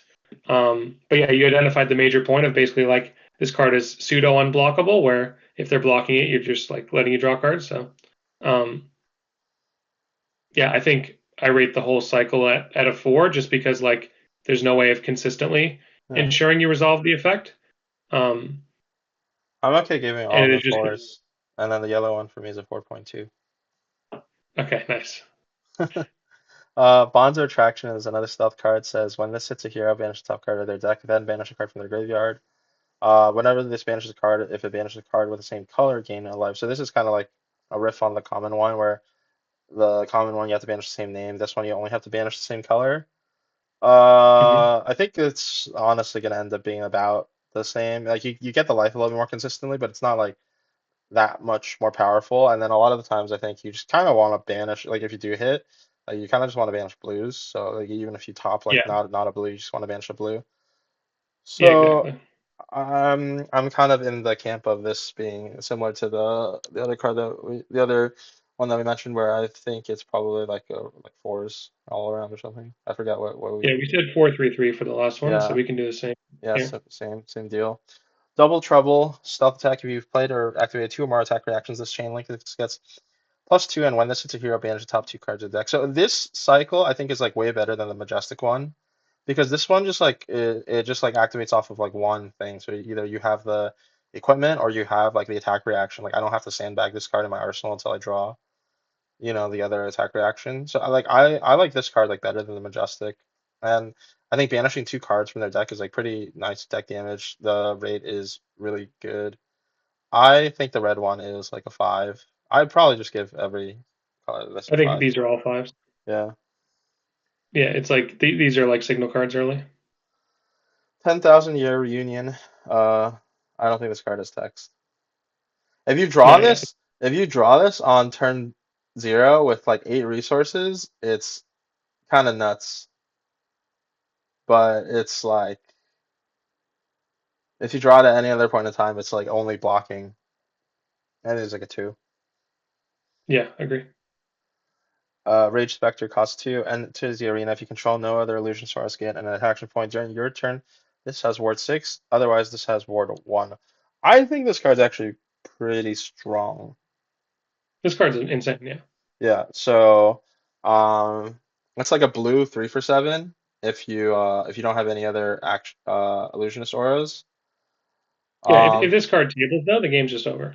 yeah, and then like it's so flexible because it's also a blue and also blocks 3, so you don't have to like play into it. Yeah, I think this card's like a 5 for yeah. I actually don't Enigma. understand how this card blocks 3. Like this card's insane. Yeah, All right, sounds good. Restless Coalescence. It's an instant. It has Ward 2. When this enters the arena, move any number of +1 counters from auras you control onto this, and then once per turn instant, you can move a +1 counter from this to make a Spectral Shield token. I don't know how to feel about this card. This card is like kind of niche. It's like kind of nice if you are, I guess, getting attacked and you have like some aura that you had like a bunch of +1 counters on, and you want to move them all onto the Restless Coalescence, and then you can convert like one of the +1 counters into like a point of health.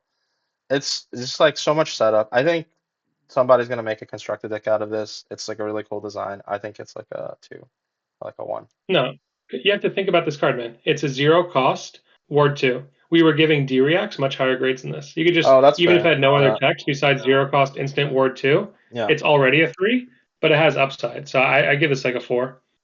Okay. I was being foolish. Yeah. All right. All right, Yeah. I'm back on board. Give it a 4. Okay. Yeah. Yeah. Nice. That didn't take too long. Yeah. Astral etchings. One cost illusionist action.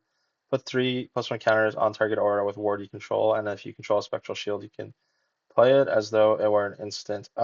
It's kind of weird. I think this card's actually quite important to like Enigma's like basic game plan. I think anytime that you like make a spectral shield, you obviously like want to put +1 counters on it, and it blocks 3. So I think I would give like all of the red one is honestly might be the worst one.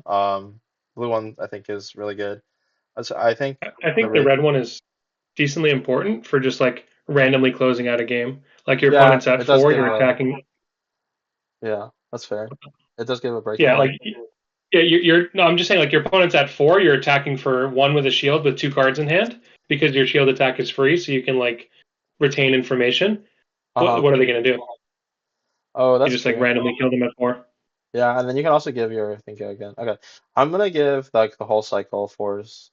Maybe I even think yeah, five I for think red the and blue are fives. yeah. Essence of Ancestry Body. When this leaves the arena, if you control no illusions auras, the next time you be dealt damage by a red source, this turn prevented. So I mean they all block 3 and then they have ward 2. I think all of these are probably like fine. They have upside if you draw them on the first turn of the game. I probably rate these all at like, threes. Yeah, I think the The blue blue is like one a is four probably like a because they all 4. have ward Yeah. too. Yep. I Yeah, agree. And then you just like occasionally like whenever like if the text is ever relevant, it's just like Omega boost. yeah, Haunting Spectre, 2 cost, ward 4. When this leaves the arena, create a spectral shield token. Then if you control no other illusionist auras, put a +1 counter on it. Uh yeah, I mean I think this card's really good. I think all of the colors are really good. It's just like in terms of um being able to create like a spectral shield with a +1 counter on it. These cards also like punish opponents very hard for like choosing to play like attacks that don't have go again. Because like if you just like have this on the board, then like you can just like take whatever damage and then make the spectral shield go again and then have like a really strong clapback. yeah. You have to be careful not to have too many auras that don't have go again natively, but this is certainly one of the ones you want to include. So I Yeah, think it's like four across the board. yeah, I'm down for that. Chase the tail combo. When this attacks, if Crouching Tiger was the last attack this combat chain, this gets go again, and the next Crouching Tiger you play this combat chain gets +3. This card has to be like kind of nutted for like end game, but like you need to like have the situation where you have two Crouching Tigers. I think like whenever you set up the situation, this card is like slam dunk, like wins you the game. Um, Yeah. I think because of that, it's not like that difficult to set up. Basically, like the setup is like you need to play like an attack that makes a Crouching Tiger, and then activate Zen's like hero ability. Because you can't like it And has this can also combo. be the card you're searching off Zen zero ability too. Yeah. So like So if you draft one of these cards too, you don't have to worry about like how it's happened in sets prior. You're like, oh, I got this super bomb majestic, but then like you banish it off of a boost, or like you draw it in a hand where you have to block with it, or something like that. yeah, Like you can just find this card on the turn you're ready to play it. yeah, or like if you blocked with it early, you can like put it back in your deck with Yeah, the hat. exactly. Yeah, I think this card is probably like 5 out of 5. Yeah, agree. Maul, 0 cost attack or action. Choose one or both. Target attack action card with one or less base power gets +3. Target Crouching Tiger gets when this hits create 2 Crouching Tigers in your banish zone. You may play them this turn. I think that the second effect is not super relevant. Obviously, there's some use cases where it can be. The first text is so good. Has a 0 cost, like +3 attack reaction. Yeah, I mean Uh, you just like get both, right? Because yeah, you're typically going to be playing this on a tiger. yeah, Um, Yeah, I think if if you're ever lucky enough to somehow engineer a situation where you have this plus the majestic Zen Transcend. Transcend card, then like you're going crazy. Yeah, But in general, I mean, just a zero cost yellow buff 3. I mean, like that has to be a five. yeah. Territorial Domain, 0 cost, defense reaction, blocks 2 when this is defending. If you've created a Crouching Tiger this turn, this gets +3 block. This card's very powerful. Yeah, if you Uh, have the shoes, that's yeah. like the biggest synergy with this. Oh yeah. Um, so yeah, I mean that's like a constructed level busted interaction. So yeah, this card's insane. Yeah, 5 out of 5. Another five. This set has more 5 out of 5 Majestics than a lot of other sets. Yeah, Aspect of they're Tiger extremely. body. It says combo. It says when this attacks, a red attack was the last attack this combat chain. This gets go again and create a Crouching Tiger in your banner stone. You may play it this turn. So it's, it's a head jab power level, but it blocks 3. I think because it blocks 3 and it makes Crouching Tigers that you can play, I'm kind of inclined to give it like slightly higher than a 3. It also does, have combos so you can like tutor it with Zen's hero ability. But the conditions are like a little bit annoying to me. I think for that reason, the red one I think is a bit better because like tutoring up like 3 damage is like pretty nice. And then the blue one is nice because it's just like a blue block 3.